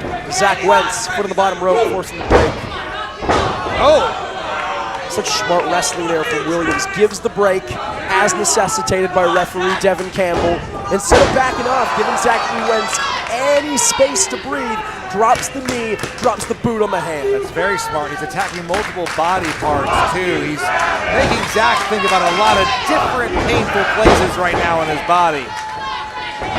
Trying to get cover here. Trey Miguel and Zach Wentz, of course, suffering a great loss last year. The betrayal of former Rascal in Wesley, and in many ways you have to think that's made them stronger as a unit. Cover. Surviving that betrayal from a man so close. Absolutely. Look at this. Look at the confidence on Williams. Williams, of course, suffering an injury to his face. The scar is still visible to this day, and to receive stitches at the hospital later on that evening. No doubt. As Icarus, now the legal man, no doubt Williams with some holdover, some angry feelings towards UltraPOWER as Icarus drops the elbows into the neck of Zachary Wentz. We saw this back at the Cascadia Wrestling Cup against Amira. Ruthless is the born sinner. A well-timed dodge to that kick. Icarus saw it coming. Now he's got 10 toes down, applying that sleeper. Alex Shelley, former Prestige Wrestling World Champion, former WWE Tag Team Champion, Christopher Sinner and Saint, one of the best in the world, and despite the attitude, cover, it's very, very hard to disagree with Shelley. When you talk about Alan Angels, you talk about the lack of friendliness as of late, the lack of cohesion amongst the noise. The whole reason that Alan Angels did what he did back to me, dropping me on my neck back at Attribute of the Strong in the Hawthorne Theater, was to get back in the good graces of Sinner and Saint. A made-good cover here, and a kick out from Williams. You always got to make it about you, don't you? It's simple facts. Big knee strike there off the handspring courtesy of Wentz. He has got to make a tag to Miguel. It's the pot call to Kenneth Black, Ryan saying. I resemble that remark. In any event, Yeah, Trey Miguel chomping at the bit, trying to get back in this thing. You gotta think whoever makes their way to their partner first, whoever tags in first has a decided advantage here. Will it be Wentz to Miguel? Will it be Williams to Icarus? Both in. Look at that. Oh my goodness, the hang time on that missile drop kick. Right back up on his feet. Into the kip up here, sends Icarus against the ropes. The deceptively powerful Judas Icarus remains on his feet. What? Hurricane Rana. Wow. He is so lightning quick. Got him slipping there. Use the momentum from the chop of Judas Icarus to kip up. He's full of pep right now, Jordan. These guys have got a groove going on. Look at this. Atomic drop. Oh, bending him backwards and cracking him in the face. Almost a variation on the skull and bones. Of course, the last time we saw the Rascals was against the Motor City Machine Guns back at Black Sunshine in Los Angeles. 12 points of impact on the spine, that one. Wentz now the legal man. In comes Miguel. The Rascals looking to finish this one. Both former TNA X Division champions, former TNA Tag Team champions respectively, but that championship pedigree cover doesn't matter when you're in the ring with a determined and angry Judas Icarus. Here comes Williams. There's the striking ability. That's what brought Williams to the dance. The winner of the 2024 Cascadia Wrestling Cup. Ooh, scorpion kick. It's caught with a scorpion kick, but catches Miguel with a professional lariat. Wow. Judas Icarus reaching for the tag. Well, these teams are really giving it their all here. Fighting for major title ranking implications here. And so much pride on the line for Sinner and Saint as well. And for Sinner and Saint to guarantee, if not today, if not tomorrow, ever, that they have another shot at this Prestige Wrestling Tag Team title. Hold on. Referee Devin Campbell, he didn't see the tag here. Oh boy. Travis Williams went for the tag. Devin Campbell missed it. Icarus in the ring. Oh! Cheap shot to Wentz. Miguel now shoulders down, but again, Icarus not the legal man. Williams still the legal competitor here, Brian. Absolutely. Campbell did not see that tag, and so this is Cover. bad timing for boy, bad timing for the Rascals, but they got bailed out there with that kick out. Dare I say that was all by design, trying to throw the Rascals off their game with that fake out there. Sinner and Saint, such a cohesive tag team. Goes for the professional lariat again, but this time Miguel saw it coming. Icarus saves his man. Look at this. Oh! This is classic Sinner and Saint. Double team after double team after double team, and they're still not done. My goodness, what a series of strikes that was. Brainbuster, hook of the leg. No. Oh, look at that, he caught it right in, transitioning into the armbar. You saw Miguel kick that arm up to escape the pinning predicament. Immediately grabbed by Williams. Cross arm breaker, and now Icarus. An octopus stretch on Wentz. Travis saw it coming, transitioning into it. We've got submissions in stereo. The Rascals perhaps with no choice but to give it up. Perhaps no choice but to tap here. Oh my goodness. How humiliating would that be to witness? You couldn't do anything about it. Oh! Well, we'll never know the answer. Zachary Wentz using Williams' own tag team partner as a human projectile, breaking up the submission. Look out! And now both men sent spilling outside the ring. My goodness, I think some of those fans got more than they bargained for. Oh, there's the champion. There's Alan Angels with the Prestige Wrestling World title in hand. Well, there's the help you've been crowing about all match. He's trying to help his boys in the noise.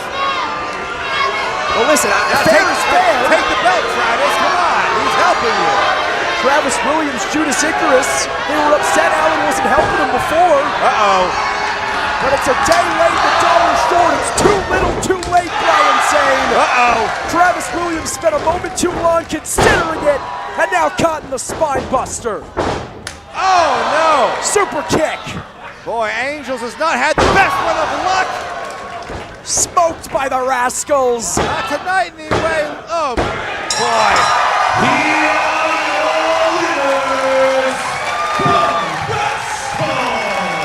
Well, boy, things have gone bad, from bad to worse for the noise. by the Hall of Famer X-Pac. And then this miscommunication here. I'll tell you what, if you look the way things trend, I gotta admit, Jordan, I don't like Alan Angel's chances in this main event matchup. Alan Angels is trying to make up for lost time here tonight. Looking to assist Sinner and Satan. Tag team victory here. Oh boy. Ended up being the very reason they lost this match. Did more harm than good, and now getting into it on the outside with his boys. Well, there are going to be some heated conversations down there in the green room. After you get to the curtain, I would not want to be anywhere near them. At this point, I would get out of their way. Ryan, you talk about green. I think after this victory tonight, Brannigan and Zack Reds with quite a bit of green in their future. Making a real positive impression here amongst the Portland faithful here at Prestige. The Roseland is rocking here tonight for the Rascals. I wonder how Alan Angels got that Prestige Wrestling World Championship back in his possession. The last we saw it was on the shoulders of Timothy Thatcher. Did he steal it from his gear bag? What's the story there? I would imagine there was a go-between, an intermediary perhaps. Wentz and Miguel victorious here tonight. Alan Angels making things go from bad to worse for Sinner and Saint here. It cannot be overstated how important this victory was here tonight for Travis Williams and Judas Icarus to get back on the right track, to get back en route to those Prestige Wrestling Tag Team titles. And thanks to Alan Angels, the same man who's supposed to lead them to prosper, again, falling short here in the Roseland Theater. Well, they gotta be in a rebuilding mode. They gotta find a way to bounce back from this adversity. That is the mark of any great team, any great unit in wrestling, in sports. Well, Brian Zane, we thought things were personal between the noise. Crack started the show between Angels, Sinner, and Saint. They're about to get a whole lot more personal right now. Collar Deathmatch on tap. Put the women and children to bed, as they say. Following contest is scheduled for one fall. And it's a Dog Collar Deathmatch.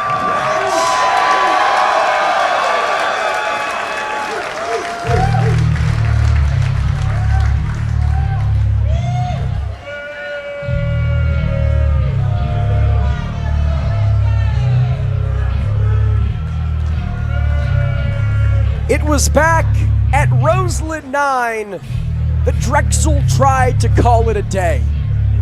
He tried to end his career and say goodbye to the Prestige fans.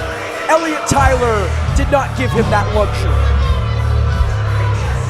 Introducing first, accompanied by Sid Silence.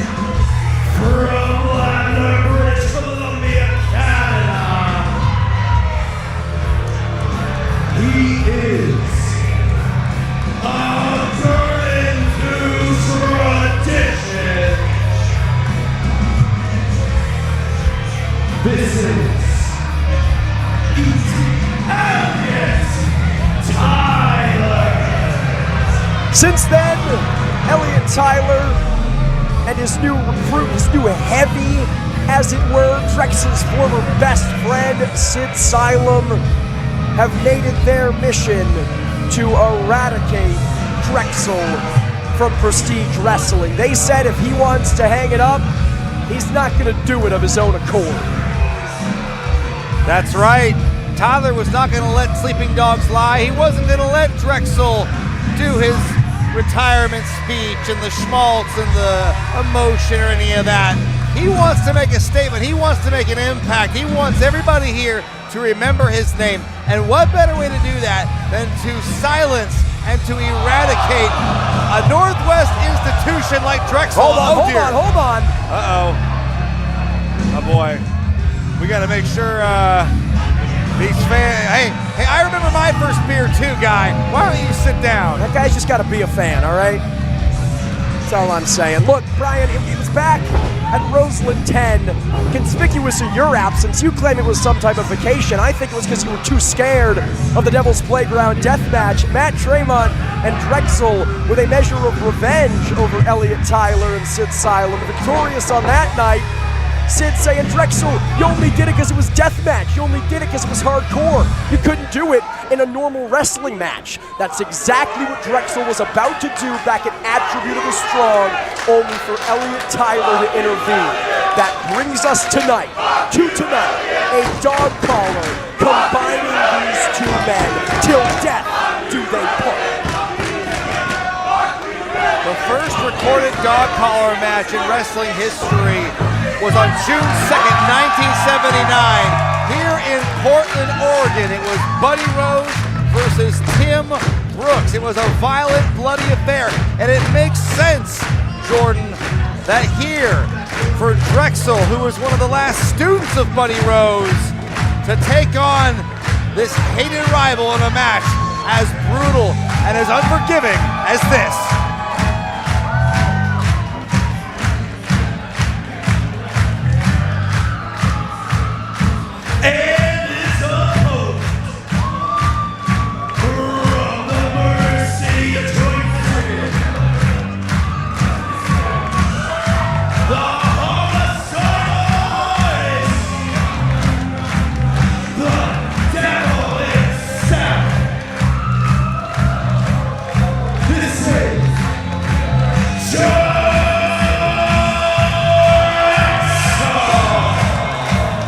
Tonight, we celebrate 8 years of prestige wrestling. There is no one who quite literally bleeds prestige wrestling more than the devil himself. And he said it, in those 8 years, no one has pissed him off more than Elliot Tyler. Brian, after all the destruction and violence that DREXL has caused over the course of the past 8 years, what do you think he could possibly have in store for a man he hates more than all those that have come prior? I've seen DREXL do terrible, unforgivable things to people he likes. So I cannot imagine what he would do to someone he has such hate in his heart for, like Elliot Tyler. I have certainly run afoul of DREXL more than I care to admit. And that stuff nearly put me to death. I don't feel for Tyler right now. Yeah, neither does Portland. You think about other dog collar matches, we can't forget the dog collar match. Talk about another Northwest legend, Roddy Piper, and Washington State's own Great the Hammer Valentine. I mean, they tore it down. They redefined pain and suffering in a match such as this. DREXL looking to change the questions here tonight for Elliot Tyler. You know, it's very apparent in Elliot Tyler's mannerisms. He's been very cocky, he's been very brash, he's been very, quite frankly, full of himself throughout this entire saga with DREXL. And I think for the first time over the course of the past 6 months, we're seeing some real fear in the eyes of Elliot Tyler. And with that staring across the ring from him, it's very easy to see why. And it's not just one-on-one situation. It's not just the dog collar that DREXL's going to have to worry about. There is that man on the outside. There is Sid Silem. And it's going to be a tough go for DREXL with or without Silem there on the outside. Of course, it was back at Roseland 10. DREXL had Matt Tremont, the bulldozer in his corner. It was a fair fight. There's no Tremont here tonight. A reminder, fans, traditional pinfall or knockout rules apply in this one. The only way the match can be won, there will be no touching of four corners. No easy escape for Elliot Tyler.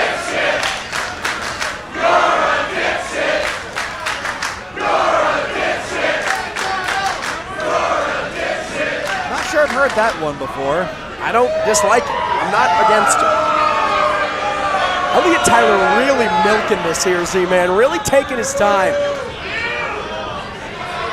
Well, if his goal is to get DREXL out of his game, Is he stuck? I don't think he's going to succeed in that one. You cannot outwit DREXL. You cannot get into his head. That is like, you know that Jennifer Lopez movie? She goes in the brain of the. I'll tell you later. DREXL on the block. The bell sounds and we are underway. DREXL versus Elliot Tyler in a dog collar death match. Burden to tradition, it's time to reap what you sow. DREXL. Tyler is going to have to pretty creative. They're pretty clever here because it's all about survival. It's not just can you beat DREXL in a 3 count. You have to be able to survive this kind of nightmare. And an important note here, the dog collar doesn't just connect both of these men, Brian Zane. It can also, as DREXL is proving very easily here, be used as a weapon. There's Sid Silem, the former best friend of DREXL. Devil with a measure of revenge. Didn't take him long to get involved. I don't blame him, it's no DQ. Something tells me it's not the last we've seen of Sid Silem. DREXL very, very wise to go for the head. Knock Sid Silem out. Yeah, straight right hand to the face of Tyler.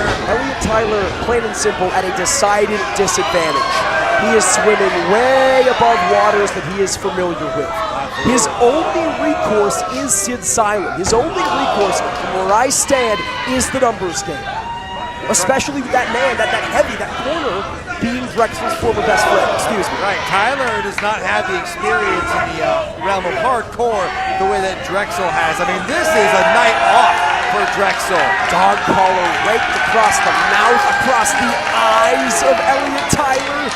We're gonna blind this kid. So really, I mean, Tyler's gonna have to rely on everybody. He's gonna have to rely on Sid Silem. He's gonna have to rely on maybe Asso to the cameraman to help him beat him up. I don't think that's happening. Maybe get Brother Is involved too.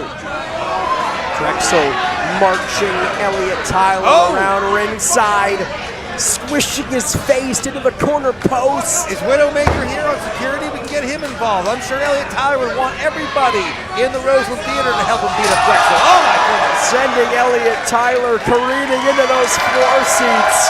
Very, very comfortable to sit in as an audience member here. Much less comfortable to get sent careening into, courtesy of the devil himself. DREXL said heading into this one, it doesn't matter if I win, lose, or draw. Those fans are still gonna love me. My booking email will still be full. You will still be a piece of, well, you know. There is nothing to lose for the devil himself here. Those chairs may be padded, but that was not a comfortable situation for Tyler to be in, and now it bites a forehead. Yeah, neither is that. Nothing comfortable about that. Those jagged yellow teeth of DREXL dug into the forehead, and now something tells me Tyler would prefer the teeth over the steel. Repeated elbows dug into that chain. Boy, this is going to be a long night at the office for Tyler. And you're right, Jordan, without the traditional rules of touching the 4 corners. Hold on from behind, there's Silem again. Elliot Tyler's only recourse. The ace in the hole for the burden to tradition. He's going to have to utilize that every chance he gets. We're saying, Brian, without the 4 corners. Oh, I don't know, I lost my train of thought. I just can't believe. Well, you lost your train of thought. Elliot Tyler's about to lose his vision. He's about to lose his ability to see, courtesy of DREXL and that dog collar. And I believe, Brian, I believe Elliot Tyler's been busted open. I am seeing some blood. I don't think it's DREXL, that's for sure. I don't think he's had an opportunity to bleed.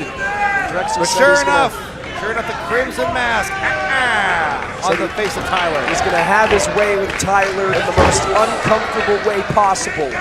He says, and I'm quoting here, blood and tears make the best lubricant. Very sick, demented individual is the devil himself, DREXL. Oh, goodness. Chain link.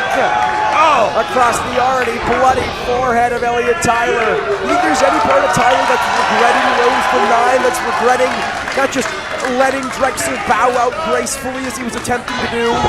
I'll bet you anything right now the events of Roseland 9 are playing vividly in his mind's eye with every single strike by DREXL.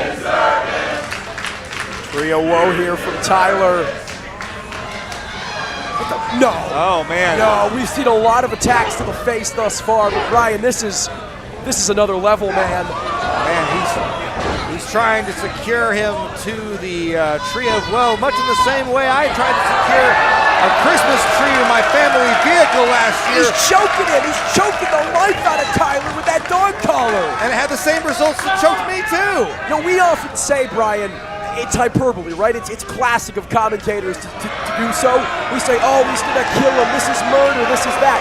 With DREXL, this determined, this hateful here against Elliot Tyler, we very well may be witnesses to murder here tonight.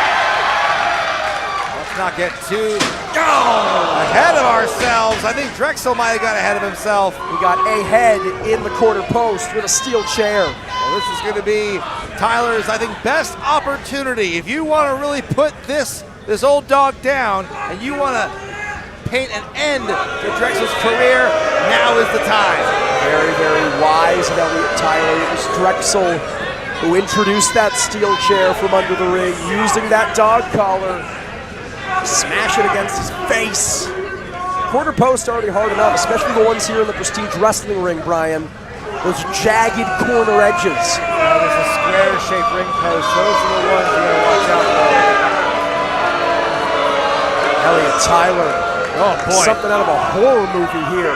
A picture says 1,000 words. And if you're Elliot Tyler, you want to finish this match as quickly as possible. Not just to get away from DREXL, but also to get to the back. To deal with that blood loss. Because the longer and longer this matchup continues, Brian, the quicker and quicker Elliot Tyler starts to lose consciousness here. Right, but as of this moment, I think Tyler's looking pretty good. Elliot Tyler, vertical base here with the help of Sid Silem. Sid Silem grabbing at the beard, grabbing at the chain of DREXL. He's looking especially good with Silem helping him. I mean, I got to give credit where it's due. And this is what I can't sanction Elliot Tyler. He's a hypocrite. He says, oh, DREXL, you can't do it alone. DREXL, you can't do it without Matt Tremont. What's Elliot Tyler doing? He needs the help of Sid Silem. He didn't come out here alone. This is no fair fight. Well, again, he's not trying to prove anything to anyone but himself. All he wants to do is eliminate DREXL, and he doesn't care how he's going to do it. I mean, clearly he has thrown all caution to the wind. He knows what he's up against in a match of this environment, and you can see now the ends justify the means, and that right there says it all. The Crimson Mask. The help of Sid Silem once again. It's a 3-for-1 special here. Elliot Tyler, the help of Silem, pushing DREXL's neck against that rope, the dog collar, wrenched against the neck, and still DREXL fights, and still DREXL continues this onslaught against Tyler. My goodness. Oh, right by the whiskers. See blood on the face of DREXL. I'm not sure if that's his own, or if that's remnants from Tyler's face. Oh, I'm willing to bet that's some of his own blood after some of the onslaught that he has taken. The chain, it does not discriminate. It goes both ways, George. And let's remember this. It was Elliot Tyler who brought the chain into play in the first place, back at Attribute the Strong, costing DREXL that submission win over Sid Silem. This is Elliot Tyler's idea! And now Elliot Tyler's paying for it here. DREXL choking in the corner. That was pretty clever. You see DREXL wrapping some of that chain around the ring post, using it as a pulley to get him back in the corner. Smothering Tyler against the turnbuckle, now wrapping that chain. A nasty right hand for Tyler and Silem alike. DREXL is a man possessed. And right now he has the upper hand, twisting neck breaker. Oh my God, he planted him. And now DREXL gonna go for the cover. No, Brian, I think DREXL could have very well won the matchup there. I don't think he wants to. I think he wants to make Elliot Tyler pay. I think he wants to drag this out as long as humanly possible. I think for DREXL, wins and losses it's superfluous. It's window dressing beyond the greater picture. The greater picture of it inflicting pain and torture to Elliot Tyler, and look at this. Yeah, we're seeing a lot of pain. We're seeing a lot of torture here. Elliot Tyler begging for his life here. He can barely make out his facial features amongst all the blood. Dragging Tyler like a wounded animal by the throat here. Raining shots down. I've said before, there's something for everybody at Prestige Wrestling, but I don't think Elliot Tyler wants any of this. We've seen some deathmatch wars here with DREXL against the likes of Amira and Akira. But this is rivaling the best of them. This is rivaling the bloodiest of them. As the intervention from Stylum gives Tyler the opening, double hook in the leg, but still not enough. At this point, we might as well get another attachment on that dog collar and chain Sid Stylum to it. Tyler now. Lariat drops him. Boy, despite this, DREXL still able to fight him off. I really can't believe it. I mean, there's Stylum. There's Sid Stylum. Like you said, Brian. Now he's bleeding. He's like a cat. 9 lives is Sid Stylum, head to head with his former best friend, the man who kept him in the wrestling business, the man who brought him back to active competition. What the hell? Who's this? What? Both figures. Ghostface masks. It's the Flaming Aces! Zay Perez on your left, Spencer Scott on your right. Wait a minute, what the hell are they doing here? DREXL said in that attempted retirement speech back at Roseland XI, the reason he wanted to bow out was to give men like these, the Flaming Aces, the opportunity. The spots that he was too old and broken down for. They know how to make an entrance. Oh dear, look out! And now they're repaying the favor. Spencer Scott from the top. What a moment.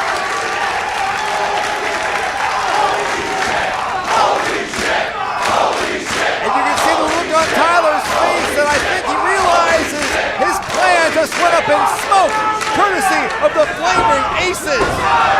Whipping the back of Tyler repeatedly with the chain.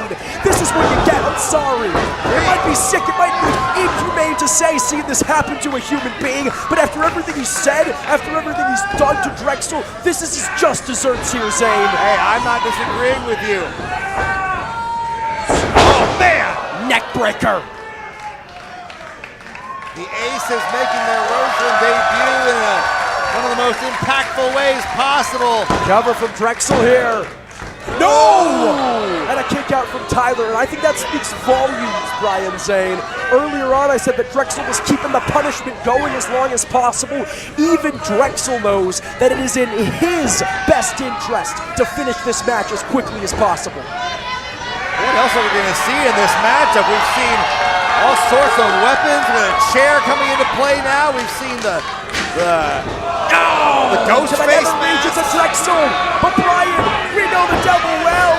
He likes it. I mean, yeah, but there's a limit. I mean, you see how the chain hit him there? You fucked up! You fucked up! You fucked up! You fucked up! Oh boy. Masochism of the homicidal artist knows no bounds. Not only can he absorb these shots, they're willing him onwards. Pile driver on the dog collar. That's a particularly strange way to get your second wind, but right now it's working for DREXL. Oh no, the chain coming into play once again. Dog collar, crossface. Even if Elliot Tyler's able to reach those ropes, he can't see. Does he have the ring awareness to know where they are? I mean, he's reaching flail for anything that moves. Look at this, he doesn't even know I don't even think he realized he was at that part of the ring yet, Jordan. Elliot Tyler, perhaps luck, perhaps ring awareness, call it what you will, keeps himself alive for the moment. And catches DREXL neck first on that bottom rope. Boy, I think DREXL, if he had wrenched back a little harder earlier, we could have seen something different. Look at that! Calls that the Fred Durf, leaving DREXL like a limp biscuit. But it's not enough. DREXL keeps rolling.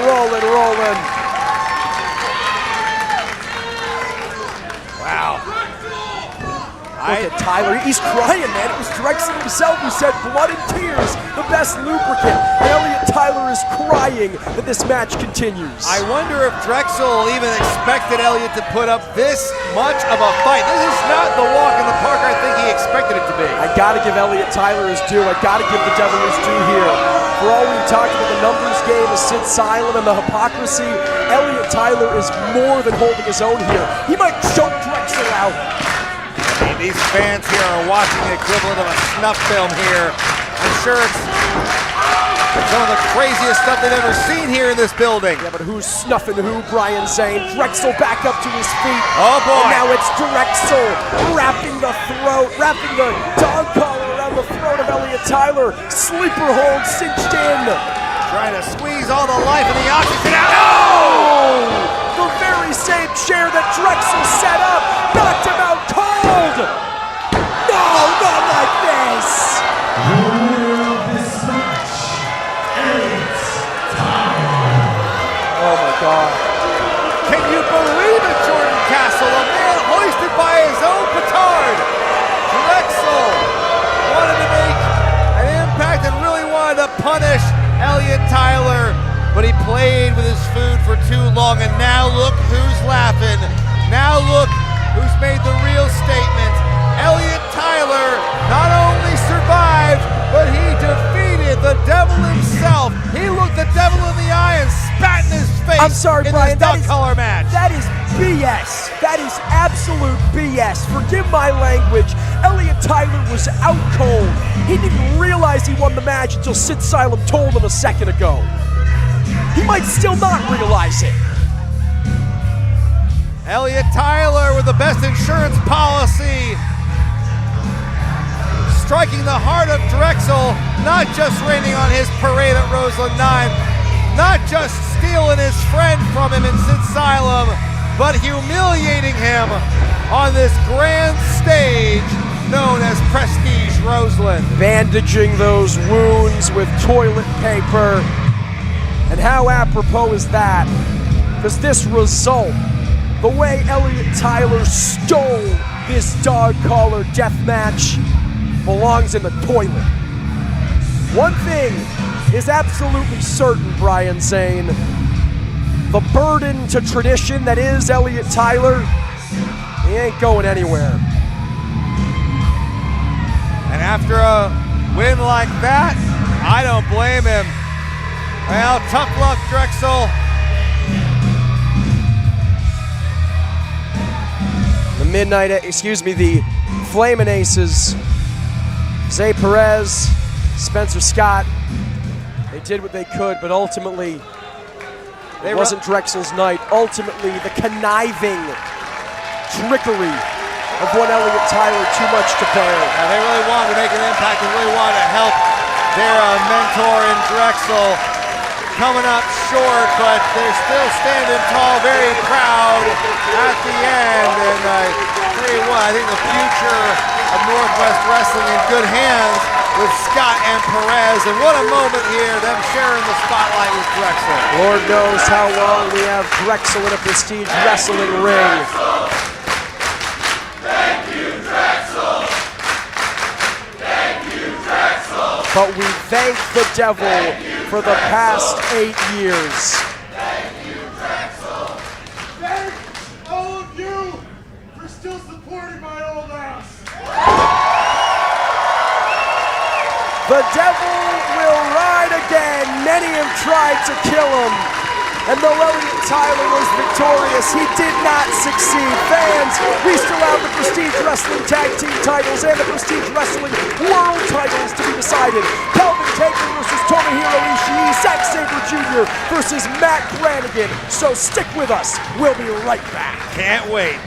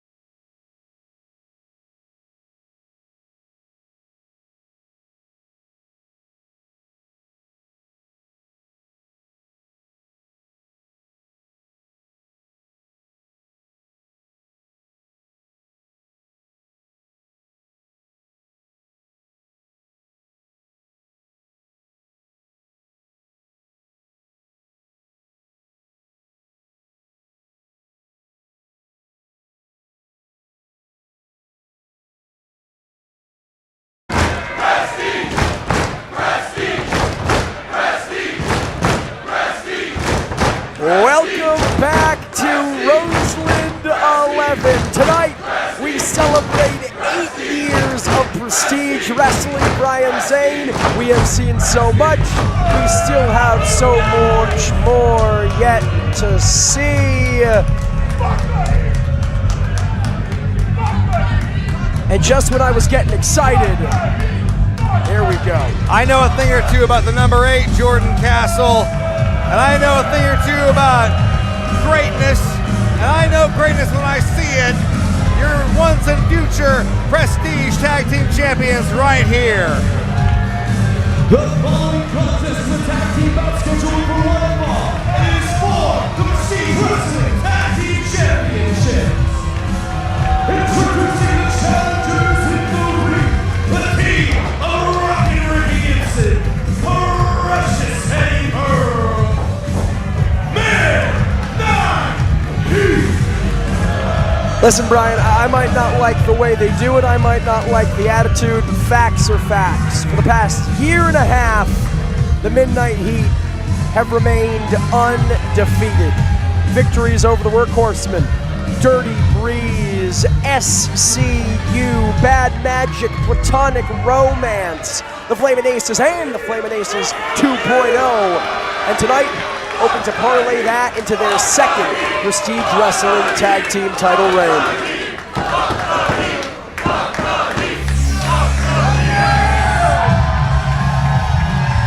I think they are a criminally overhated team, the Midnight Heat, and I think tonight they can shut all the haters up by beating these two.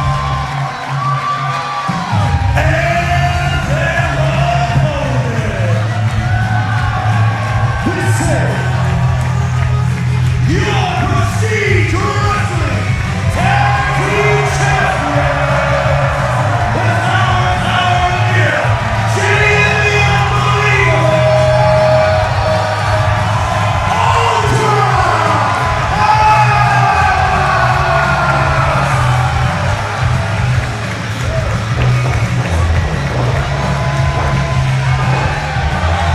Little love for Evie Kiyoshi.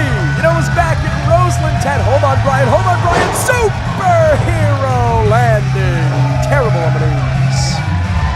Look at this, look at the power that you see here, pardon the phrase, from UltraPOWER, Jaden and Amira. They are a 1-2 combination of electricity and excitement in the tag team division.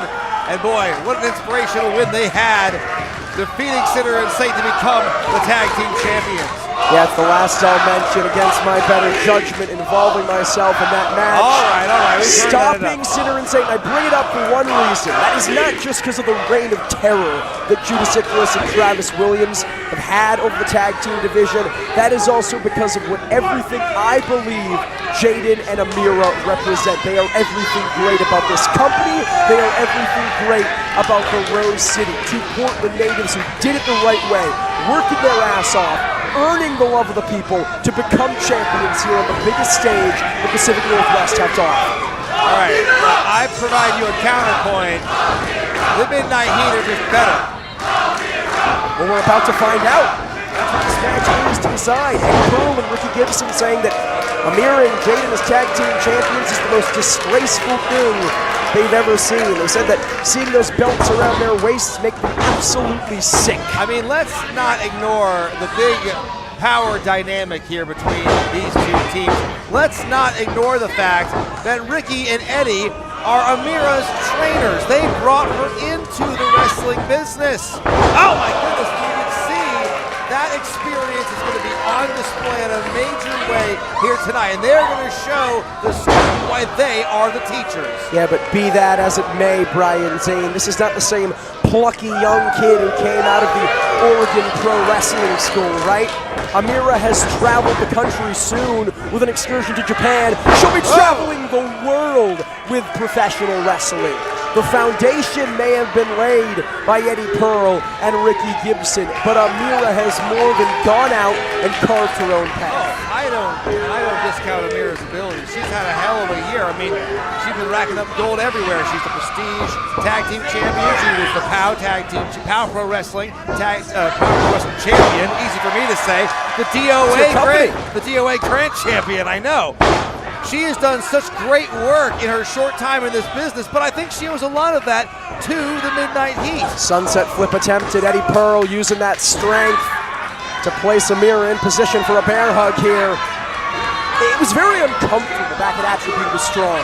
Midnight Heat attacking UltraPOWER after a successful defense against Platonic Romance, staking their claim, issuing the challenge. Eddie Pearl choking Amira with the microphone. Brian, this clearly goes beyond competition. This clearly goes beyond championship gold. The Midnight Heat with a very personal issue. And Amira about to match that personal issue. She said, disrespect me, choke me out of the Hawthorne Theater. I'll show you what's it for, Eddie Pearl. I tell you, nothing pretty about that. Amira Kirana there. Heading to the top since teaming with Jaden. Amira has started to bust out several high-flying maneuvers. This flying squirrel time, but intercepted. Backbreaker from Eddie Pearl, cutting her off at the pass. Amira has the support of Portland. She has that fire in her belly, but at a certain point, the sheer size difference, the sheer size advantage here, the half of the Midnight Heat, it just comes into play. I mean, I've never seen someone get a crowd rallied behind her as much as I've seen Amira. Just the respect and the adoration that she has gained from wrestling fans everywhere. It's been truly unreal in her short amount of time in this business. But likewise, I would argue Midnight Heat, the vitriol, the hatred they get from the Prestige faithful, it wills them on just as much as the love does Amira. Oh, absolutely. But I also think they don't really care about the crowd. You know, all the people who throw the toilet paper in the ring at them, it's all immaterial to them because they get the job done no matter what it takes. Amira escaping the clutches of Gibson. Hey now. Nice arm drag there. Such explosivity from the Tower of Power. Victories under her belt over the likes of Sumi Sakai and Trisha Dora and Kylie Ray. Such an impressive young athlete, a true phenom so early into her career. It was at the very first Roseland event back in 2019 that Amira first attended as a fan. Now did I get that tag? Here comes Jaden asking Ricky Gibson, why you tripping? And now, with the Cerulean Star in her corner, Amira, a champion of this organization. Likewise, Jaden, a lifelong wrestling fan inspired by his heroes to wear the mask, to don the mantle, and has become a hero for so many fans in his native Rose City, Brian. Absolutely, Jaden has truly taken the mantle of superhero to the next level. I mean, he truly believes it. The fans believe in him. And wow, that was devastating. Frequent tags from UltraPOWER cover. And a kick out. You know, the Midnight Heat claim that this is a random pairing. They were given some stupid name by Prestige management because it was conditional. But Amira and Jaden proving them wrong, proving that they have tag team cohesion. They know the tricks of the trade. They have practiced their double team maneuvers. That's right. I mean, Amira and Jaden are no slouches. Obviously, Midnight Heat, they've got the edge when it comes to tag team experience, but you cannot discount just the pure heart and the pure tenacity that UltraPOWER brings. Jumper. Brian, that is the second time in this matchup that Amira has gone for broke. She's gone for a high-risk maneuver, and one of the members of the Midnight Heat have caught her in midair and drilled her in the backbreaker. What do you make of that? Well, she's tough, but she's also got a lot to learn, and she's got to learn. She's also a relatively small competitor. She's short in stature. You often forget, given her power, given her muscular build, that Amira is not a large woman. Whoa! Now, she certainly flies through the air like a small human being, but cover.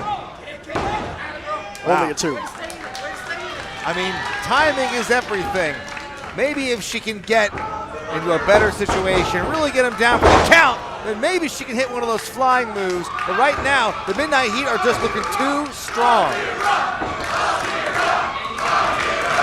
This is exactly how the Midnight Heat have remained undefeated against not just some of the very best in Prestige, but some of the very best in the world. I mean, think of the journey that Ricky and Eddie have been on since they first won the Tag Team Championship. Almost a variation on the spine buster there, not sitting out with it, just dropping him here. Many believe that they never should have lost the belt in the first place. There was the controversy surrounding Ricky's arm injury a couple of years ago. Then there was that hellacious ladder match against C4. The TLC match. Exactly, for those undisputed tag titles. And ever since then, they've been fighting and scratching and clawing their way back into opportunities just like this. I don't believe for 1 second they're going to let it slip through their fingers again. Another backbreaker there from Eddie into the cover, but only a 2. It's an excellent point you bring up, Brian, saying cover. The Midnight Heat, of course, former Prestige Wrestling Tag Team Champions, to get a single defense in. Ricky Gibson forced to relinquish those belts due to his arm injury. They were held in limbo because of the Midnight Heat's intervention with C4. That TLC match back at Roseland 6 was won by Guillermo Rosas and Cody Chun. Cover. For everything the Midnight Heat have done in and for Prestige Wrestling's tag team division, they have never successfully defended the gold. That has to eat up.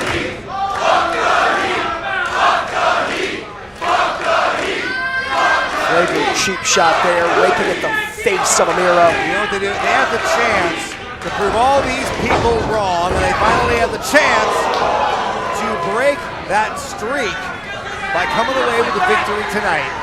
Well, you know, Brian, I hate to admit, or hate to break it to you, I should say, I don't think that even if the Midnight Heat are victorious tonight, the people are going to change their tune. As you can hear, the people firmly behind Amira, who desperately needs to make a tag.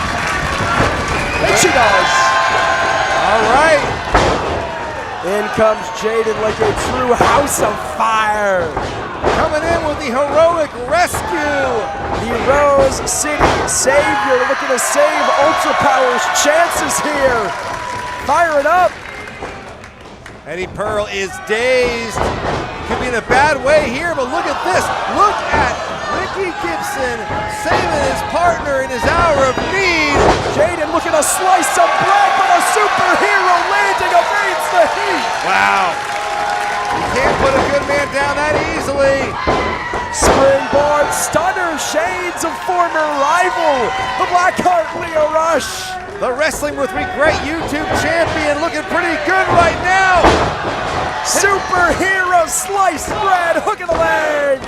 Not enough. You gotta think the Midnight Heat regretting some of their decisions here, some of their choice words for UltraPOWER. Tell you what, it's been a great year for Jaden. And what a feather in the cap it would be to put away the Midnight Heat. Oh, a meeting of the minds from the tag team champions. Oh boy, this could be the end for Amira. Look out. On the shoulders of Ricky Gibson. Jaden taken out of the equation.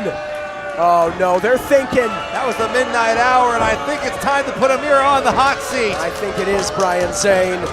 Eddie Pearl with a backslide. Ricky Gibson looking for the drop. Hot seat to Amira. This is how they've won it before, and that's oh my God. That's it. They've done it. Oh my God.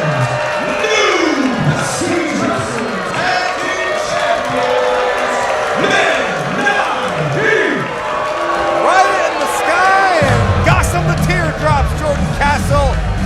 My dream came true. The Midnight Heat are back on top of the mountain in Prestige Wrestling. They never should have lost the belts. And right now they are going to right some historic wrongs. What a beautiful victory. What the start of a beautiful reign by the Midnight Heat. What do you got to say about that, Mr. Castle? I'm speechless, Brian Zane. UltraPOWER saving the Prestige Wrestling Tag Team titles, saving the Tag Team division from Sinner and Saint. And as quickly as that fairy tale ending happened, it has been spoiled by the Midnight Heat, again setting up for the hot seat. Now look at what Gibson's doing. He just wrapped Hold up. on. Look out. Here come the Hammer Brothers, but they're too late. Ricky Gibson realized what was happening with the championship belt wrapped around his leg. He once again put UltraPOWER in the hot seat. Jack and Sledge have seen enough, C-Man. Jack and Sledge arriving too little too late. The damage already done. You saw that hot seat with the championship belt assist. UltraPOWER is going to be scraping Jaden off the mat for a minute. But right now, the Hammer brothers seem to have the Midnight Heat in their sights. UltraPOWER losing those tag team titles to the Midnight Heat, but it was back at Roseland X in the opening contest that the Hammer brothers fell to Ricky Gibson and Eddie Pearl. Clearly, a score still to be settled. Clearly, some ill feelings remain. Oh man, it's never over between the Hammer brothers and the Midnight Heat. You know, Ryan, These hammerheads booming in unison. You know, Brian, it was a moment of glory for Ricky Gibson and Eddie Pearl, and I put the emphasis on moment, because you know as well as anybody, the second you win gold, the second a target is placed firmly on your back. And it seems as if Jack and Sledge, the Hammer brothers, with bow and arrow in hand. Well, time on top was fleeting for UltraPOWER. They will live to fight another day, but right now, you can just bet your sweet bippy that the tag team division in Prestige Wrestling has just been elevated by the Midnight Heat recapturing the belts. Beat the Heat if you can, they say. Amira and Jaden could not. But the Tower of Power and the Cerulean Star will live to fight another day. They are as Prestige Wrestling through and through as anybody in this organization. And tag team, singles or otherwise, we have not seen the last of these two. You know, I think Sledgehammer was trying to stop that first hot seat from happening in the match. He just got there really, really late. Well, yeah, Ricky Gibson realized what was happening, dropped the leg before he had the chance to hightail it out of No, here. I'm talking about the one like during the actual match. You think he was running from the back? Yes. Get out of here, Brian. You got that about as fast as he got to the ring. Well, up next, a match that from top to bottom on a card as stacked to the gills as a fat fish I was looking forward to more than any other. Zack Saber Jr. has arrived in the Roseland Theater. Well, here's a match I never thought I would see. The following contest is scheduled for one fall. Introducing first, in the ring from the ISHIN England, representing TMDA, this is Zack Saber Jr. You know you're a big deal when you get your name patched. And here we see the international star, Zack Sabre Jr. once again at the Roseland Theater. Boy, he really knows how to shine here in these conditions. Remember his match with Daniel Makabe? Yeah, that was 1 year ago at Roseland 8, the 7-year anniversary show. And now, 1 year later at Roseland 11, the 8-year anniversary show, we get this. From Daniel Makabe, a mirror match in so many ways to Zack Sabre Jr. Matt Branigan is anything but, and that is but with 2 T's. And his opponent, making his way to the ring from Tankman, with not one but 2 drinks. This is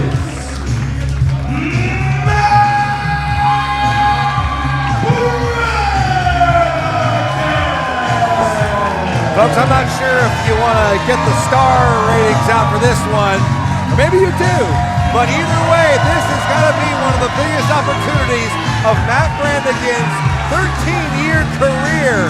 He may not admit it, but boy, a match like this against Zack Sabre Jr. could do wonders for you. Yeah, so often, especially here at Prestige Wrestling, you look at any given match graphic and you say, I know that we're in store for something special. I know we're in store for great lucha, great hardcore, great technical wrestling, great junior heavyweight wrestling. I think the intrigue here, Brian Zane, is I have no idea what the hell we're in store for. I mean, Matt Branigan is fairly difficult for me to define as a wrestler. The best thing I could use to describe him and say he's an odd duck. He's an odd duck, but Brian, it works. It has been a meteoric rise for Matt Branigan over the course of the last year here in Prestige Wrestling.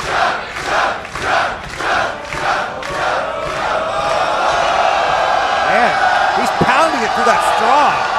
And this has really been his Achilles heel. Matt Branigan a little lost in the sauce. Always half in the back. He clearly has the potential. You mentioned it, a veteran of 13 years. You don't last 13 years in the professional wrestling business. Hell, you don't make it to Prestige Wrestling without being a very successful and talented and proficient professional wrestler. Matt Branigan he's got to get his head on straight. He's got to stay focused, especially with an opportunity like this, arguably the biggest of his career. The focus and motivation are key. They're so important in professional wrestling. And, you know, sometimes when the chips are down and the pressure gets too high, some people will fall short. But it takes a real effort to really overcome that. Zack Saber Jr. just drank Matt Branigan's cocktail. That is a real call that I just made. I don't think he cared much for trying it again. Well, there were two cocktails. He's got to try both. Yeah, you got to be able to, it's like that first sip, it's like, okay, was I really expecting that? Okay, let me try it again. Matt Branigan cheersing Zack Saber Jr. I don't know if ZSJ, I don't want to make any bold assumptions or accusations here. I don't know if he just can't hold his liquor or if Matt Branigan is a bad bartender. What say you, Brian Zane? All I can think about is, hey, wasn't that a great match with Susumu and Hyan earlier in the evening? Remember that match? Man, a little something for everything, for everyone, excuse me. I mean, referee Devin Campbell sounds for the bell, and this one's underway. Do you think it's a form of mind games, Jordan? I mean, are we really trying to see Branigan kind of outfox Zack Saber Jr.? Beyond a shadow of a doubt. Whether or not Matt Branigan will ever publicly admit it, I think that is absolutely the case. I think he uses those quote-unquote silly Billy tendencies, that frivolity, that, Zack Saber Jr. would call it cheekiness, to get under his opponent's skin. Moreover, to throw his opponents off their game. For Zack Saber Jr., a world-renowned, world championship caliber superstar, to come into a match like this and say, oh, it's going to be right work, it's going to be an easy night at the office. Only for Matt Branigan, as he has done time and time again, to prove that couldn't be further from the truth. Cheeky is a way to describe Matt Branigan.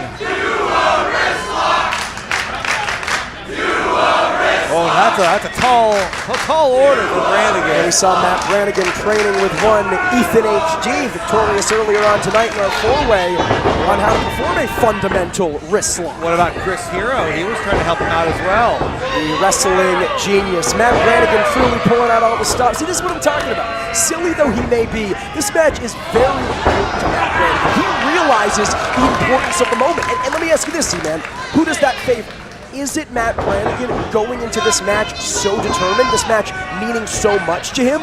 Or is it Zack Saber Jr.? Hold on here. I think Zack Saber Jr., his dance card has been full of people who felt the once-in-a-lifetime opportunity of wrestling him. This is just another day in the office for him. For Matt Branigan, it's everything. Make no mistake, this also an important showcase for Zack Saber Jr. Since losing that IWGP World Heavyweight Championship to one Hiroki Goto, Zack made it very clear to me in the back. He said, this is a rebuilding phase for me. I'm coming to these independent shows because I want to take myself out of my comfort zone. And you don't get any more out of Zack Saber Jr.'s comfort zone than Matt Branigan. That is definitely, it's hard to train for someone like Branigan, that's for certain. Saber Jr., of course, less than 24 hours removed from a big victory over David Finley last night at Windy City Riot. Looking to go 2 for 2 here. And look at this, he's giving him instructions. Is this an exhibition here? What do you see? Is this training? If I didn't know any better, I'd say that Zack Sabre Jr. is going to cheer him on like, come on, guy, you can do it. And again, this is what I think benefits Matt Branigan. He suckers Zack Sabre Jr. in, and he's trying to kip up. We've seen this before. He tries to flip, he tries to kip up, he never has very much success. And it's getting closer. And that's a great Brian Zane impression right there he did. Zack Sabre Jr. is done with the fun and games. He put up with it for a moment. The moment is over. Locking in the cross arm breaker. Thank God for Matt Branigan. He's so close to that bottom rope. Branigan, he's a wily one. He has great ring awareness, I'll give him that much. That breakout performance in the Cascadia Wrestling Cup, wins over Elliot Tyler and Ethan H. Great break. Take the eventual winner Travis Williams to his limit. Oh, come on! Party foul. Zack Sabre Jr. arguably with the reception of the night here tonight as he made his entrance. That is one way to turn the Rose City faithful on you very, very quickly. I mean, do you know how much the drinks cost here? And that picks Matt Branigan off. I think that might have been by design for Zack Sabre Jr. He wants to see what Matt Branigan's made of, and be careful what you wish for, ZSJ, because you just might get it. Holy shit! Holy shit! Holy shit! I think he just learned where Matt Branigan's priorities lie. It is a mental game for Matt Branigan. Both the mind games he plays against Zack Sabre Jr. and the headspace he himself is trying to get into, hoping to sustain that flurry. And he takes Zack Sabre Jr. off his feet with a shoulder block, giving YouTube and the Roseland Theater a one-way ticket to the gun show. Leapfrog. No, Branigan remains on his feet. Illuminas to that pass for Zack Sabre Jr. It has dawned on me, Jordan, this card is not one, but 2 alumni from the Cruiserweight Classic. Huh? Oh, Zack, I thought you were talking about Matt Branigan. Excuse me. Oh, I wish. Continuing the onslaught to the rear of Zack Sabre Jr. I mean, he's quite literally very, very cheeky here, Brian Zane. Absolutely. Uh-oh. We've seen this before. He's tuning up the band. Sabre a sitting duck, but I mean, Branigan's giving him a lot of time to escape. Matt Branigan looking for a little punch-in music, but Zack Sabre Jr.'s done his homework. Cravat twisting the neck with the feet. There is no one, I say no one, who knows the human body better, both his own and his opponent's, and how to manipulate the latter using the former than Zack Sabre Jr. He's a G1 winner, as I mentioned, former IWGP World Heavyweight Champion, the inaugural New Japan World Television Champion, former 2-time New Japan Cup winner, 3-time IWGP Tag Team Champion, and it's maneuvers like this, twisting Branigan into a pretzel, that have earned him countless accolades. Oh my goodness. This has got to be uncomfortable for Branigan here. I don't think he's ever been in a hold like this before. Modified Muda lock here. Now head scissors. You know, it's crazy to think that you brought up that. Cover. You brought that Zack Sabre Jr. Daniel Makabe match. You said it was a year ago. I cannot believe that. It's amazing how much time has passed and just how many great matches we have seen in the history of Roseland here with Prestige Wrestling. It's incredible. A true barn burner, an instant classic between Daniel Makabe and Zack Sabre Jr. 1 year ago. I think we may be well on our way to something so incredibly different, but something so equally wonderful in this clash with Matt Branigan. This is definitely not that. I'll say that much. Now, the question, Brian, was always going to be this. Is Zack Sabre Jr. going to wrestle a Matt Branigan match, or is Matt Branigan going to wrestle a Zack Sabre Jr. match? And right now, as he muscles him up to his feet, it seems to be the latter, but I'm not sure if that's what Matt Branigan wants to do. No, I don't think you want to play Zack Sabre Jr.'s game. I think that in a matchup of hold for hold, Sabre's got it all day, every day, twice on Sundays. Variation on the octopus stretch here. Bringing Branigan down to the canvas. The way that Zack Sabre Jr. is able to use his limbs, both his arms and legs, to cause punishment to an opponent, it is sickening, Brian Zane. It'd almost be difficult to watch if it wasn't so damn impressive. Absolutely. Branigan forces the break. Branigan's got to thank his lucky stars he was within an arm's reach of the ropes, or we'd be hearing Sabre's music playing twice, if you get my drift. Disrespect here from Zack Sabre Jr. It seems to me, Brian, and correct me if I'm wrong, it seems like Zack Sabre Jr. is almost trying to bring something out of Matt Branigan as a hip attack lands. Absolutely, maybe he's trying to goad something out of him. So far, though, this is, well, it's not the match. I'd say it's not the match I envisioned. I don't know what I was expecting with these two. Oh my goodness! Lariat from Matt Branigan, folding Zack Sabre Jr. like an accordion. And this is the opening that Branigan needs. I wasn't expecting that. Off come the armbands, and one has to wonder, Brian, if bye-bye goes the silly. Maybe it's time for the Silly Billy to go down for the evening and let maybe the real Matt Branigan shine through. Look at that! Glorious strikes here from Branigan. Depositing Sabre Jr. on that top rope, thinking iconoclasm! Cover! Oh, are you kidding me? No! Wow, we almost saw history in the making.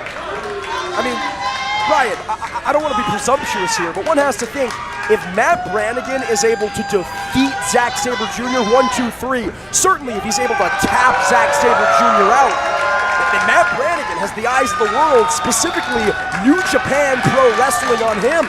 Get this guy in the G1. Oh man, he's got a one-way ticket to greatness if he can beat Zack Sabre Jr. here. Branigan perhaps thinking choke slam, looking to dig into his giant roots that we saw after that match against Jake Something, but suckers CSJ in for a DVD. Look at this! I'm not sure I would have ever expected this on my 2025 bingo card, as they say. Underneath all the fun and games is an excellent wrestler, and I guess he still thinks he's big. All right. Wait for the choke slam, but Zack Sabre Jr. catches Branigan in the triangle choke. Oh man, it could be lights out in a hurry, depending on how much Branigan fights this. Branigan got a little too prideful. Branigan got a little too caught in the moment. You can hardly blame him, but it might be his undoing. Repeated elbow strikes from Zack Sabre Jr. And we may be seeing the beginning of the end here, Brian. This is a tough one to escape. He's being essentially choked out with his own arm, affecting the carotid artery there. Look at Branigan, such power. Those are not just show muscles, Brian Zane. Those are go muscles, deadlifting Sabre Jr. up and dropping him down with a power bomb.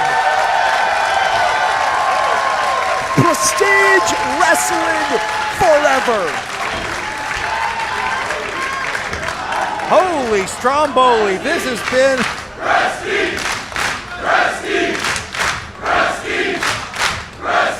oh, my stars and garters. I mean, this is truly what Prestige Wrestling is all about. They say styles make fights, man, and what a fight this has been.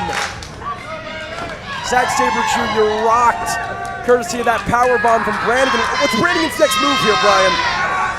I don't even think he knows. Both of these men back up to a vertical base. Big European uppercut there from Sabre Jr. He knows as well as anybody. You think about his wars historically with one Toru Yano, how deceptive a silly Billy can be, how much gas there can be in the tank of a so-called clown. Oh yeah, I mean, you can never discount that style of combat. It can get you where you least expect it. And we could be seeing the upset of the year on our hands here. Branigan won't go down. Look at this, look at the intensity. I've never seen such fire in his eyes. Dare I say, a little bit of fighting spirit from that Branigan, absorbing these shots from Zack Sabre Jr. and a purple nurple. Matt Branigan twisting the titties of Zack Sabre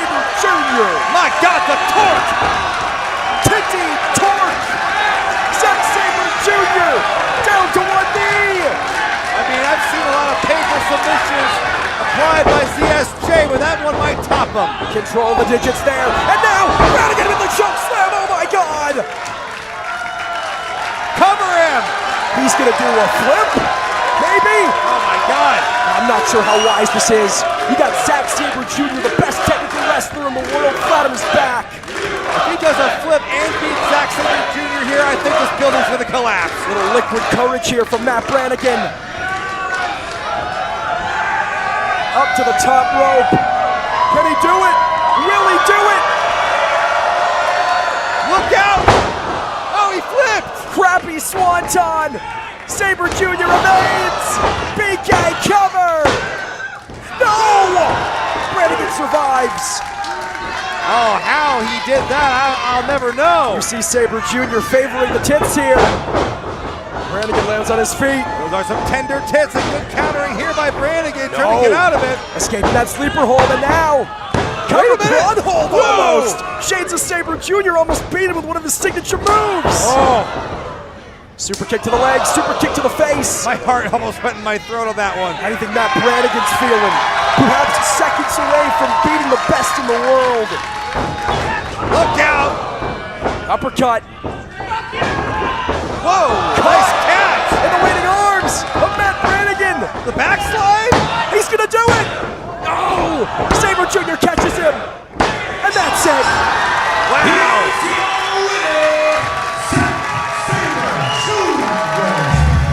Brian Zane, I said before the opening bell that I had no idea what we were in store for, and somehow, someway, they still over-delivered. What a match, man. That is not the look of a man who won with confidence and won with ease. He knows it really could have gone either way to ZSJ. We could have had a viral sensation on our hands with Branigan. He came oh so close, but in the end, man, it was Saber Jr. with a hell of a victory. Hard fought match there by Branigan, though. The ultimate show of respect here. He might not like it, but he's drinking. And that is what it's all about, Brian Zane. After a clinic like that, sharing a cold one with your opposition. Zack Sabre Jr., much like the entire Prestige roster and the entire Prestige fan base, shocked at just how damn good Matt Branigan is. We have not heard the last or seen the last of Matt Branigan. I think this is only the beginning for him in Prestige. And to think one day he's going to put it all together. I think we can see some future greatness from this man in the Prestige ring. And Brian, to think he did all that while drunk. I mean, if this man's able to kick his habit, if this man's able to get him the straight and narrow, what could possibly be in store for Matt Branigan? What version of Matt Branigan is there potential to see? God only knows. Well, we're going to get a very different match next. Suffice it to say, from a former IWGP World Heavyweight Champion to the current, as of 24 hours ago, and New Japan Strong Open Weight Champion, as Tomohiro Ishii makes his Prestige Wrestling debut against this man.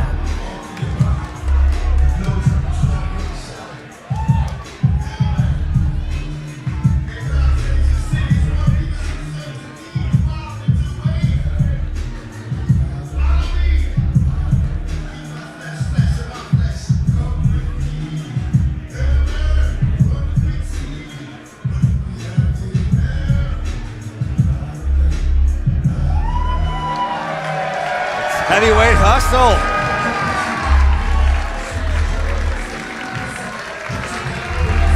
The following contest is scheduled for one fall, and making his way around the ring from Indianapolis, Indiana, he is Heavyweight Hustle, Collar Deathmatch. Jordan, if you've followed me long enough, you know that few things get me pumped up in professional wrestling more than two guys built like water heaters having a good old-fashioned hoss fight. And I feel so proud and feel so privileged to be calling this matchup here. The former DPW World Champion back here at Roseland is going to throw down with one of the toughest SOBs you'll ever see in professional wrestling. I can't wait.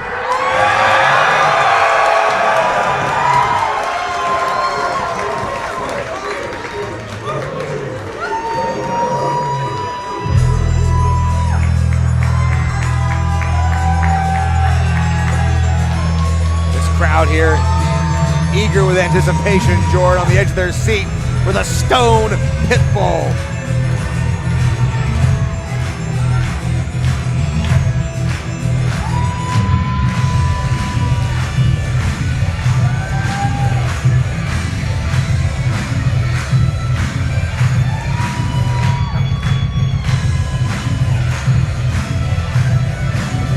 There on the edge of their seats, they're alive with anticipation. Ishii, the New Japan Strong Openweight Champion, is here in the Roseland Theater. And his opponent, Nihon no Kawasaki kara, Strong Susumu,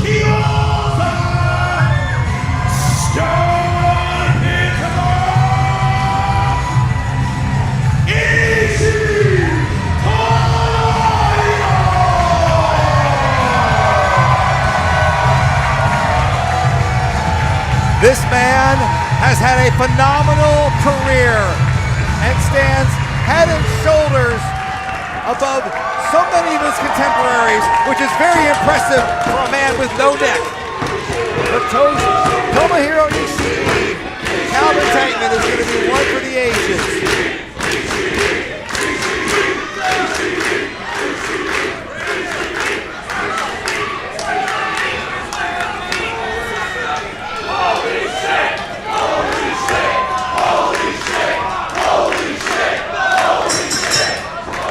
It is a moment in time as two giants, literally and metaphorically in their field, stand toe to toe.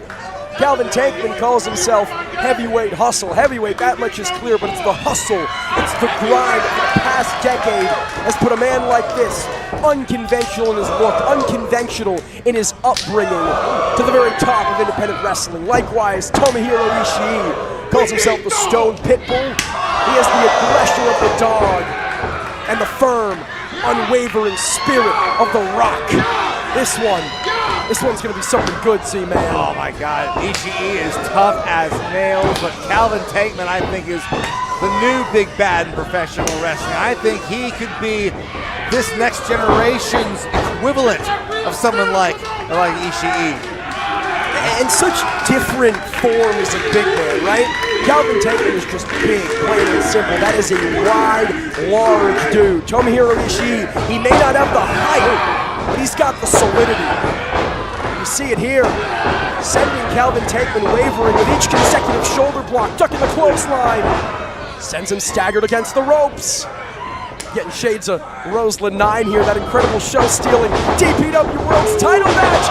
Pounce! Period. Wow, alpha male offense here from Calvin Tankman. How about that barn burner he and Dijak put on back at Roseland IX? Oh yeah, I'm still got chills thinking about that pounce out of the ring that Dijak took. And Ishii does not have the height, does not have the leverage of a Donovan Dijak. Oh man! He has that resilience. We saw it last night at Windy City Riot when he defeated Cade Kidd in that Iron Man match, becoming the New Japan Strong Openweight Champion. We're talking about that match with Dijak here. Another great feather in the cap it would be for Tankman to make another impressive moment in the same building against such a legend. Scooping a slam here from Calvin Tankman. Big body splash cover. And you talk a lot about I talk a lot about Tomohiro Ishii, new strong openweight champion. How about Calvin Tankman, former DPW World's Champion, 308 days under his belt with successful defenses against the likes of Andrew Everett, Colby Carino, Stephen Wolf, Ringo Loco, Mason Madden, Titus Alexander, Speedball Mike Bailey, Ken Broadway, Kevin Koo, Alex Shelley, Jaya Jewel, Trevor Lee, Shigehiro Irie, and as we mentioned, Donovan Taichi. It's a who's who. And right now he could add Ishii to that list. Battering the back is Calvin Tankman. No stranger to big dudes here in Prestige Wrestling. I think back to his war back at Rise Above in Los Angeles against PCO. Calvin Tankman knows his way around the ring when it comes to older, meaner, nastier gentlemen like a PCO, or in this case, an Ishii. He's been dealing with that his entire career. Constantly trying to stand up to the older, meaner, nastier veterans. He's going to prove himself every day of his career. Brian, I gotta be honest, I'm sorry to cut you off. I think one chop from either Calvin Tankman or Tomohiro Ishii would put me in the hospital for a week, and these men are eating them for lunch. I mean, I'd quit. Ishii perhaps thinking brainbuster? No way. We can't get this big man up. You kidding me? No shot, man.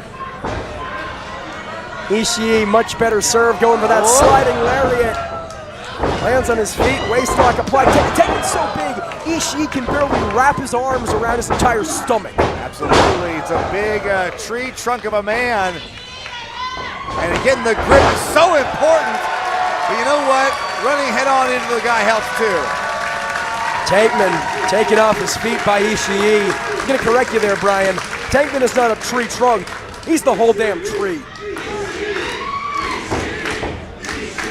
Such a rare treat it is to have Ishii in an independent wrestling ring. It speaks to the caliber, as you've alluded to several times tonight, of this stage of Prestige Wrestling's Roseland.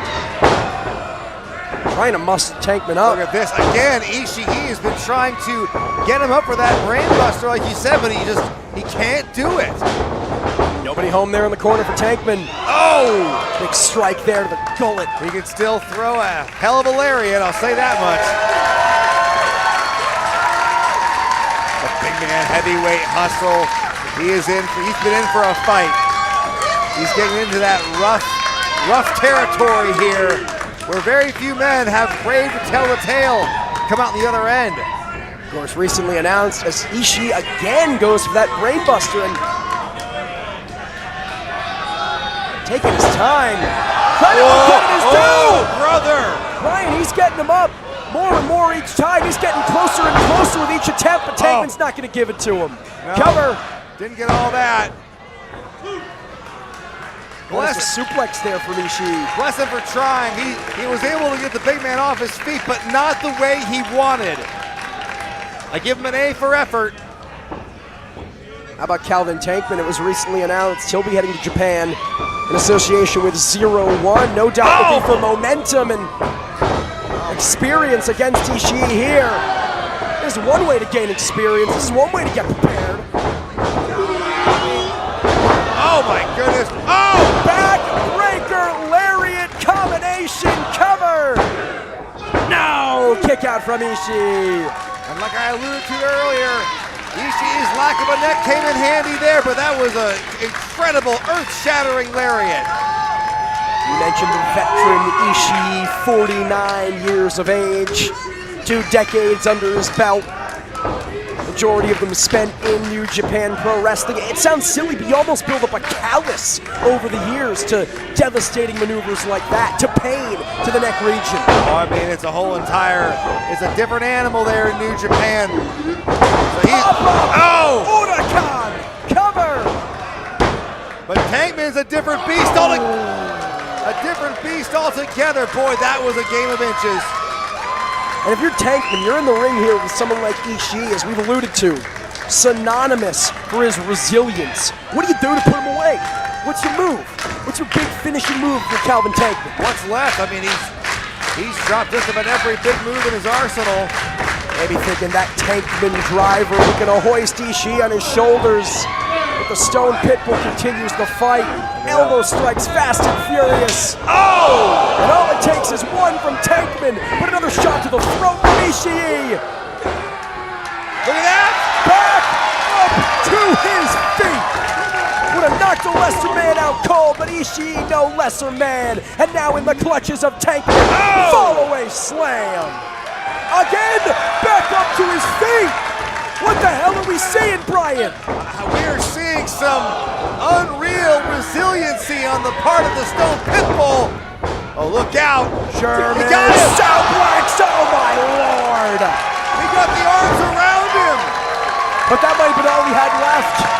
It took so much to get back up to his feet after those shots. It took so much to muscle Tankman up for the German suplex. Ishii just collapses. The body gives out. I told you, Brian, at a certain point, the body always gives out. We are seeing some offense that would put lesser men in traction. And these two men are just continuing to give you everything.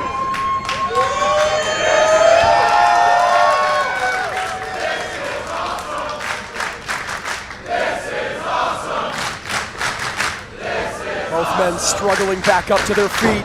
Ishii meets Tankman in the corner. Off the ropes. Dropped with a clothesline. Oh, this has got to be it. Tankman again Good thinking power night. bomb. And he ain't done. He's stacking him. No! No! Only a two! Only a two! I thought I heard that canvas get hit a third time. No! Did he get it? Only a two, only a two. Referee Bradley's saying only a two. I'm seeing some mixed messages here from Bradley. Hold on, Calvin Tankman. No! That's it! That's it! Referee Bradley's saying it's over. Calvin Tankman, your victor here. We gotta get an official word here. That was not three by any means. That shoulder came off the canvas. Restart the damn match. We're keeping it going. All right, well, promoter Will Quintana, The big boss here in Prestige Wrestling. he's got final say, I guess. Referee, that was a controversial call. Calvin Tankman said if that didn't do it, this sure will. Thinking Tankman driver, but Ishii lands on his feet. Quintana must have seen something on the replay in the back that we couldn't, that allowed this match to get restarted. Headbutt there, drops Tankman. Oh boy. Oh! Sliding lariat. Oh my goodness. Cover. No! Tankman kicks out. Tell you, this match has given us quite the roller coaster of emotions, Jordan. And you gotta think, what type of headspace does that put these competitors in, Brian Zane? Tankman thought he won the match, only for it to get pulled away from him, the rug to be pulled out from under him at the last second. Look at Ishii's faces in about 3 different directions. Oh my goodness, I think he might have broken his nose. There is blood pouring from the nose of the Stone Pitbull, but still he Another fights. Dropping Tankman into the cover, and a kick out. Not even a 1 count there. Oh my God. I think we are seeing a sea change in professional wrestling right now, Castle. The #1 contender for the West Coast Pro Heavyweight title just dropped the New Japan Strong Openweight champion, and now he's going to the top. Oh my God. There's not going to be any controversial calls after this. Where were you on this day? Oh no! Nobody home on the moon saw Brian Zane. The bigger they are, the harder they fall. Oh man, imagine if that connected. Oh my Lariat! Tankman's out. This has got to be over. No! Holy free holies! What a match! What a damn match, C-Man! Tomohiro Ishii again thinking brainbuster. There's no way he can hit it. I'm sorry, there's no way. He hit it! Brainbuster! That does it.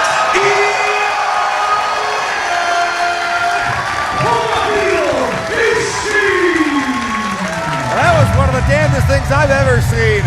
Tomohiro Ishii was taken to the limit, and I think we're gonna have to go back and watch that tape later tonight, Jordan, because I think that was a 3 count.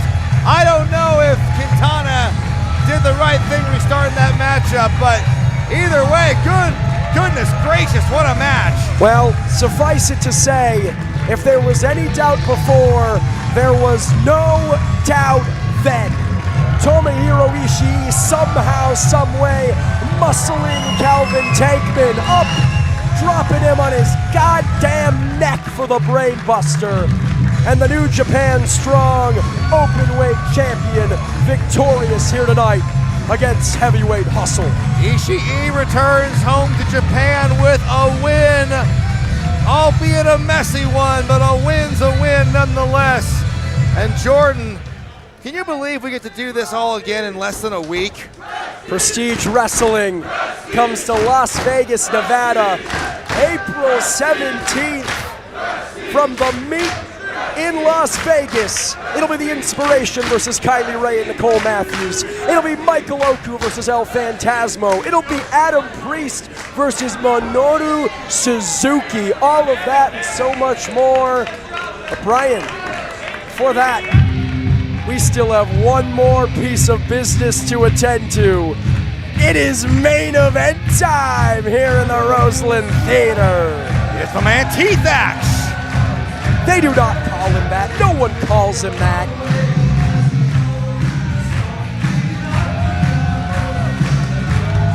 Timothy Thatcher, a nearly perfect record here in Prestige Wrestling.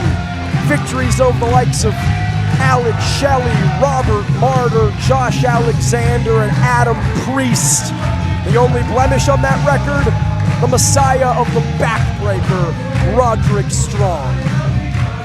And take nothing away from our world champion. I'm gonna choose my words very, very carefully. But I'm not sure if he has what it takes to bring it up to Roddy's level. I'm not sure he can tap into that same energy, especially with Thatcher feeling the way he is here tonight. Timothy Thatcher was once referred to as the British Messiah, and I believe the Prestige Wrestling faithful would look to him as the Messiah if he could take the championship off of the rock star, off of the man in this company, Alan Angels. There are many who believe that this match was made as a punishment for Alan Angels because of what he did to yours truly back at the Hawthorne Theater. In his words, dropping me on my stack of dimes I call a neck and my stupid haircut. But Angels, he doesn't see it that way. He says not only is he going to beat Thatcher, he's going to embarrass him. He's going to embarrass him so bad that he's never going to want to come back to his city ever again. Say what you will about Alan Angels, you can never say he doesn't lack confidence. Alan Angels is certainly one of the luckiest individuals in Prestige Wrestling. He's got his boys in Sinner and Saint to thank for a lot of that. And no, I don't 100% agree with what he did to you, but he has certainly proven his worth as the Prestige Wrestling champion. I think if he beats Timothy Thatcher here, he's going to silence a lot of doubters. Well, again, what he did to me back at Attribute of the Strong, that was to curry the favor of Sinner and Saint. That was to get them back in his good graces. Though, after what we saw earlier on tonight, albeit unintentionally costing them their matchup against the Rascals, remains to be seen if they're on his side. Remains to be seen if Alan Angels is going into this one alone. Yeah, he might have undone the good karma he built for himself by pile driving you into obligatory. Stop talking. You're the one who keeps talking about it. You brought it up. You don't need to use those words, man. All right. All I'm saying is I didn't complain about Evil Widow kicking me in the face nearly as much. You did for a year straight. You're still talking about it. Hi. Yeah. He's looking at you, kid.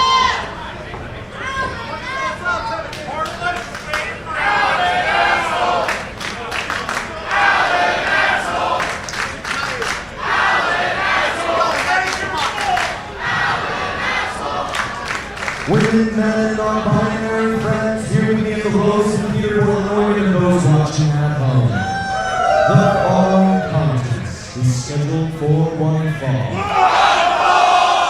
It is for the Prestige Wrestling World Championship. And it's your main event of the evening. Introducing first, the challenger to my left. Fighting out of Sacramento, California, Timothy Thatcher.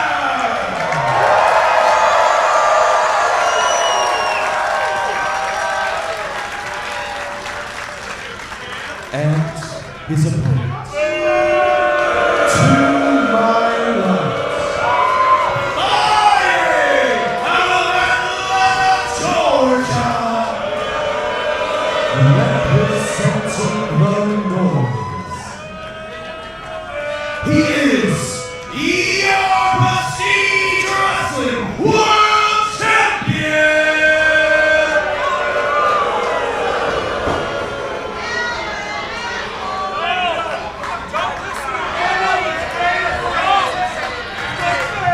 The man with pile trove Jordan Castle on his left. All right. Come on, stand up. Stand up. No, Wave no, to the people. come on. Wave to the people, Jordan. The front man, Alan Angel. I'll say this much. Alan Angels did pile drive me on my neck. But if he hopes to beat Timothy Thatcher, he's got to do a lot more than that to retain the Prestige Wrestling World Championship here tonight. Absolutely. Thatcher is a stone cold killer in the ring. One of the most vicious competitors of his or any generation. And he has certainly struck fear into the hearts of a lot of opponents in his career. But right now I'm going to give Angel some credit. He does not look afraid. You saw that. He doesn't look afraid. He's not even going to touch Timothy Thatcher. It's a strategy, Jordan. I can't even blame Alan Angels for being afraid. I'd be afraid. Any rational man would be afraid head-to-head with Timothy Thatcher. We saw the interaction earlier when Angels tried to rain on X-Pac's parade, and Thatcher made the save there. There's two people I never would have expected to share in similar circles. Only here Timothy in Thatcher and X-Pac. Only here in Prestige Wrestling, and as we saw earlier, Alan Angels heading for the hills, hightailing it out of here, running away. He does not have that same luxury here. We saw moments ago, Prestige Management, William Quintana coming from the back, saying it's not going to end like this. Angels knows full well that if he runs away, if he purposefully loses this matchup via countout, William's going to start it over again, as he well should. This is the main event for the World Championship. And we know that Quintana has had it out for Angels since the day he arrived. Give me a break, man. Since the day he arrived, Alan Angels came here representing the Dark Order. He was a fan favorite. It was only when Alan Angels turned his back on the people, started disrespecting his company, admittedly using it as a stepping stone to further greatness, trying to ruin everything we built these past 8 years, that William Quintana started putting Alan Angels in matches against the likes of a Timothy Thatcher. It's revisionist history, and we know it. Congratulations, you've discovered the whole purpose of professional wrestling is to be the best at any cost. And look at this, Thatcher's gonna maybe rip Angels' ear off. You say He'll win that, at any cost. I don't think that's the purpose for Timothy Thatcher. Of course, yearns, for championship greatness, wants that winning record, wants to make it to the top of any organization. But I think for Timothy Thatcher, that might be a very, very close second to hurting people and the sadistic pleasure he gleans from it. Oh, he gets a lot of pleasure out of this one. Oh my goodness. Battering the chest tattoo of one Alan Angels. Thatcher wearing the Terry Funk-esque ring tights here this evening. Terry Funk, one of the innovators of the true unorthodox, hardcore style. I almost compare it to the drunken fist of one Bruce Lee. A layman might look at Terry Funk and see him ambling around, think he's bumbling around, but it was always done with precision, just like the precision we see here from Timothy Thatcher. Here we go now. No. I mean, Thatcher, precise is a good way to describe him. No wasted motion. Everything he does has a purpose in the ring, and look at that, using his own forearm as a devastating weapon. Again, credit where credit is due, Brian. You talk about you getting kicked in the face by Evil Uno back at Combat Clash PDX. It was a no DQ main event. Alan Angels victorious on that night. Victorious against DREXL in the Devil's Playground. As much as it might pain me to admit it, he has proven time and time again that he can hang in seemingly no-win situations. And that's the mark of a great champion. Winning a belt is one thing, it's how you hold on to it. Right now, Alan Angels looking to hold on for his life as Timothy Thatcher chases him around the Roseland. I mean, if the referee wanted to establish some order, maybe he could start a count. You know, now he's going out there to join them. Listen, referee Devin Campbell knows that this is the main event. He knows so much is at stake with the Prestige Wrestling World Championship up for grabs. He knows that after the night we've had, we can hardly afford to have this one end in a count out. Nah, the referee's going to let a lot go here, especially with the fervor the fans here want to see Angels lose that championship, perhaps tonight. Yeah, I mean, how many times has Devin Campbell been caught in the crossfire? I'm not one to accuse an official of being biased, but it's not as if he's trying to protect the sanctity of Alan Angels here. Here we go. Thatcher really going around the world here with the champ. Point at me? That was not for you, Brian. Oh, no. They might be coming dangerously close to us here. Fighting amongst the stage.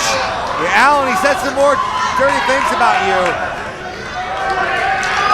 I hate to say it, Brian Zane. I might regret saying it later, but I'll say it right now.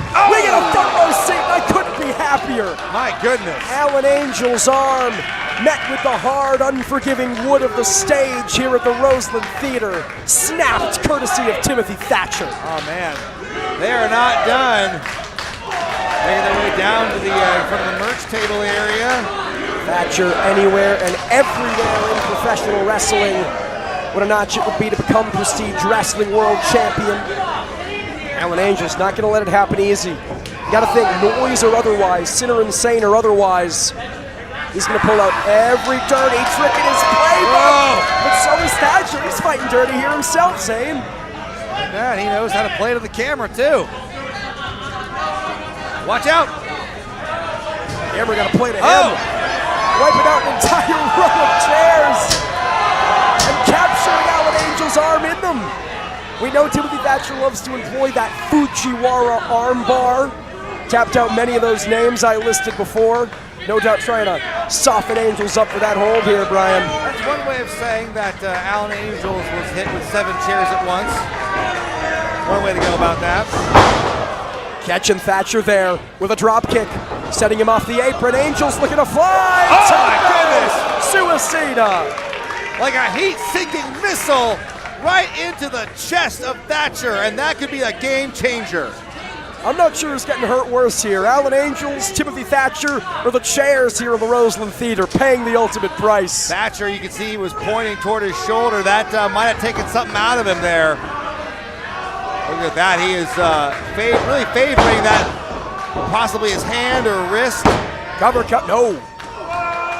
And raining down shots is Alan Angels. If Angels is paying attention, he can hopefully smell blood and attack that arm. Yeah, but that's so much easier said than done, especially with his own injured arm. Oh. Angels giving Thatcher a taste of his own medicine, in control on the offensive right now, but it's not as if that pain to his arm. Look at that. Standing splash, cover.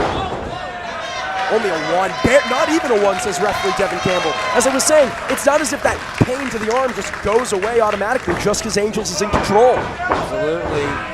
Eventually the adrenaline dump will happen and the pain will return. But right now you can see here kind of an unusual position for Thatcher to be in. Normally he's the one tying his opponents up. Wrenching at the neck of Timothy Thatcher. This is another place where I have to give Alan Angels credit. Mousetrap here. Oh, here we go. No. Thatcher on top, shoulders of Angels down. That was a pretty snug pin in his own right, but look at that spinning kick. Angel's a real chameleon of a wrestler. It doesn't matter what type of athlete he's fighting, what style of professional wrestling they employ, he is always able to adapt. In addition to the rule breaking, in addition to Sinner and Saint, that is one of the many reasons why he has reigned as Prestige Wrestling World Champion for so long. You said it. Chirping chop to the chest of Thatcher now. I mean, if you don't want to include a blip on the radar for Starboy Charlie, it's truly been Alan Angels' playground here in Prestige. He's truly run the roost. A combined 334 days as Prestige Wrestling World Champion. And all that matters is this one. It is a what have you done for me lately kind of business. And Timothy Thatcher looking to do everything in his power to make sure he does not see day 335. Oh, goodness. Face first onto the apron, the hardest part of the ring canvas, Brian Zane. Not just a cute saying, that is where wood meets steel, and it just met the face of Alan Angels. Okay, he might have loosened some of his teeth on impact. He could join Thatcher. Oh! And there is the ever opportunistic Alan Angels. Oh, look at that. He's pointing to the shoulder again. That might have caused a stinger. I think so much of Alan Angels' offense is based on that injured arm. The halo stretch. Oh, yeah. The Angels' wings. How's he supposed to muscle Timothy Thatcher or stretch Timothy Thatcher with that injured arm? Cover. Only a 2. Nice instinctive kick out with Thatcher. And here's the thing. It could be the arm that's hurting, but I think more importantly to look, it's the neck. Because when the neck's hurting, it can affect the arm.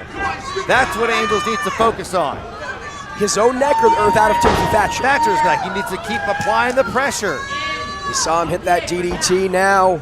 Choking Timothy Thatcher on that top rope. That hard steel cable. Thatcher fighting out. Using that size, using that height.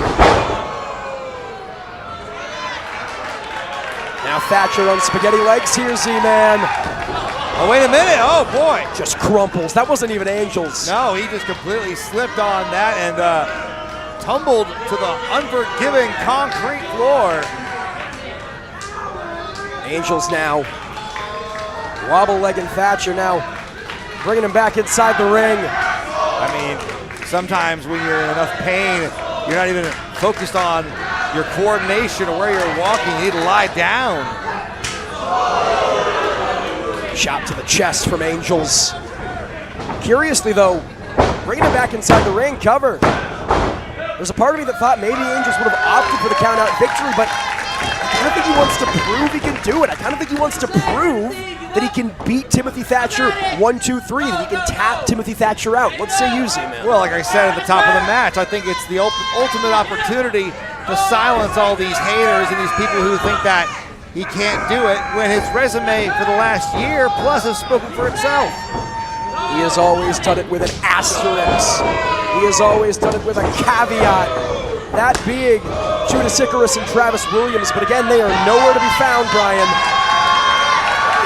And Timothy Thatcher finding a second win. Oh boy! Belly-to-belly suplex. Angels, you might have been better opting for the count-out, pal. And now, Thatcher is trying to tap into his reserves here. He's trying to push through the pain, that searing pain down his arm. Flurry of strikes here from Angels. Neckbreaker. Again, as you said, Brian, really zeroing in on the neck. Angels has found a target of his own. For Thatcher, it's the arm of Angels. For Angels, it's the neck of Thatcher. I mean, if you've ever woken up after sleeping weird on your pillow, it can affect your whole day. And that's just for the lay people like you and me. Imagine if you're getting dropped on your head and your neck 3 or 4 times in a match. Oh, come on. We talked about it. Timothy Thatcher saving X-Pac earlier on. Alan Angels looking to rub a little salt in the wound, send a message to the Hall of Famer. And I think pride may come before his fall. He just got his Broncos busted. He's certainly making some noise. Not talking Ham, Icarus, and Williams. Thatcher now, repeated shots to the chest and the gut of Alan Angels. Look at that. Thatcher is just laying in. Once he gets going, he is very difficult to stop. And this is all Angel's fault. If he hadn't gone for that Bronco Buster, may not have given Thatcher the opening here, trying to find his way back in control, and he does. Look at that. That is just pure power. Cover. And kick out.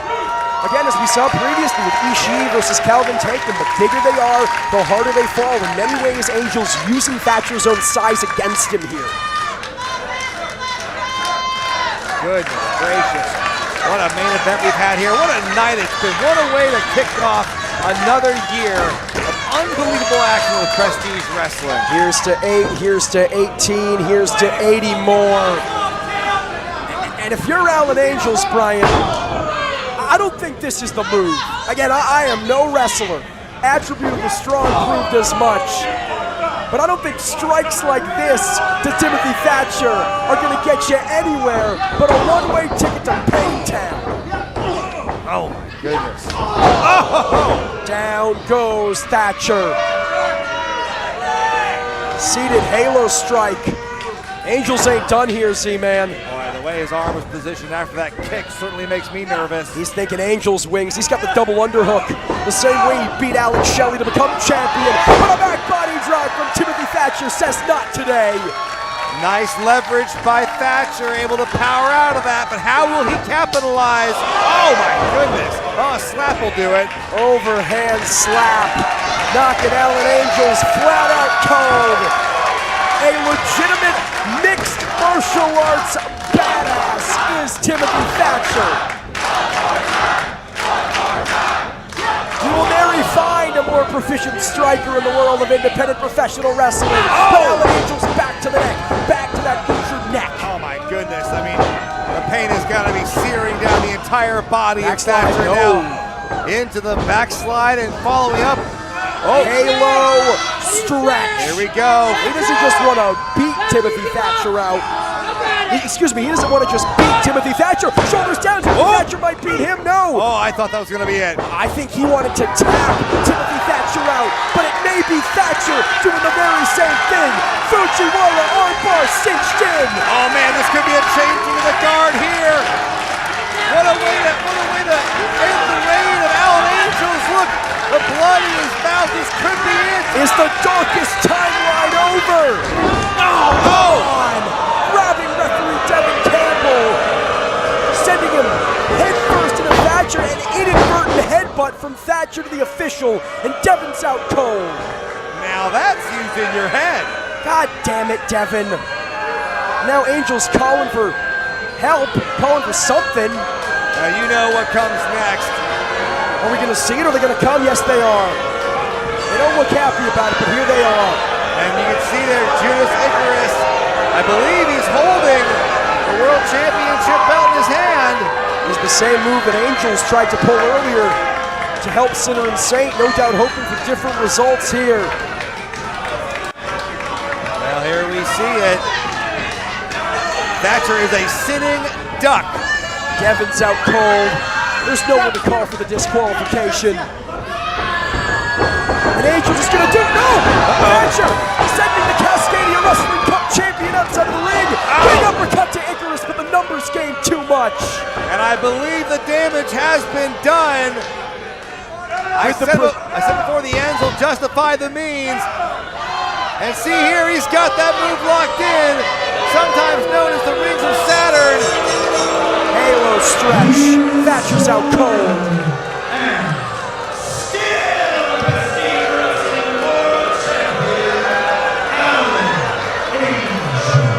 It's almost cosmic for Alan Angels.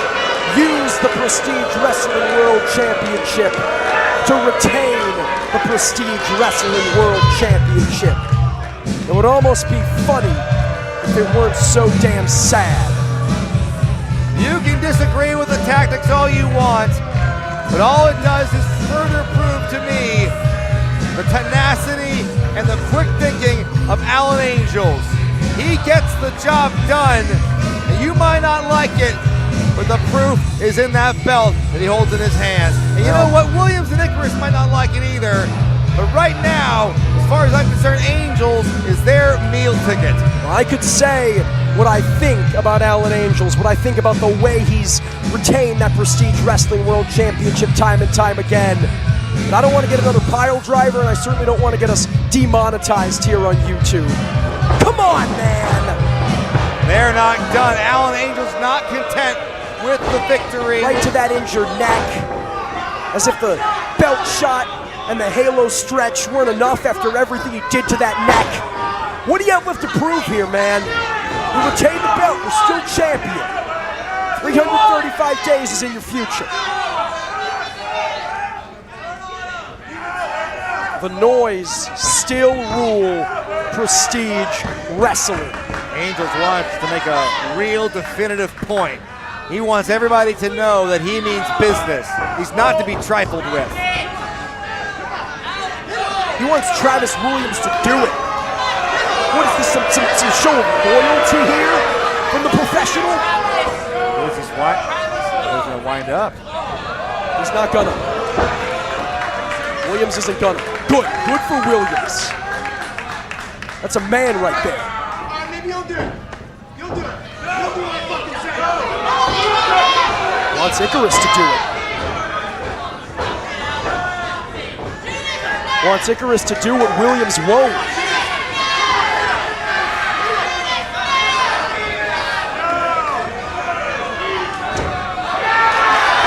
And the born sinner says, not today, champ. Well, this is some interesting insubordination on the hands of Sinner and Saint. Oh! Slap across the face. Alan Angels has had enough. Shoving Travis Williams. Thatcher wisely getting out of the ring here. I'm the champ, you do what I say! Oh my God! Judas Icarus just cracked Alan Angels in his big dumb face! Look at this. Travis Williams maybe trying to talk him down. They're trying to play peacekeeper here between Icarus and Angels.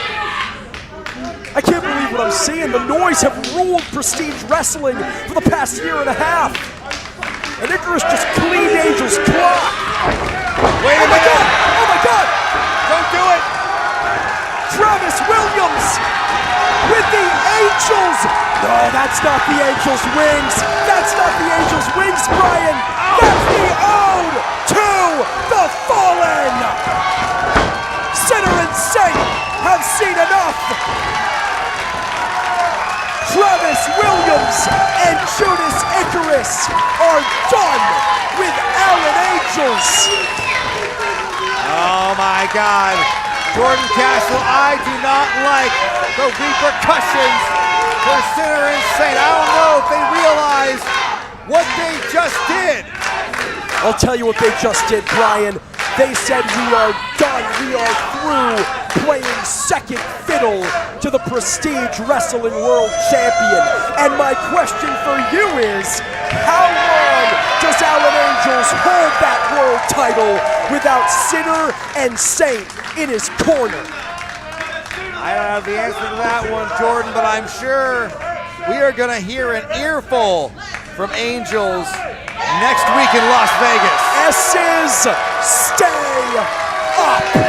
The Noise has been silenced. That is a bold strategy by Sinner and Saint. We are going to have to see if it pays off for them. Well, you mentioned Las Vegas. We will see you in 5 days' time, Thursday, April 17th. From the meet in Las Vegas, it is Prestige Wrestling, nothing to lose. And until then, he's been Brian Zane. I've been Jordan Castle. This has been the 8-year anniversary Prestige Wrestling Roseland 11. Sinner and Saint stand tall over Alan Angels. Happy Doodles. We'll see you next time.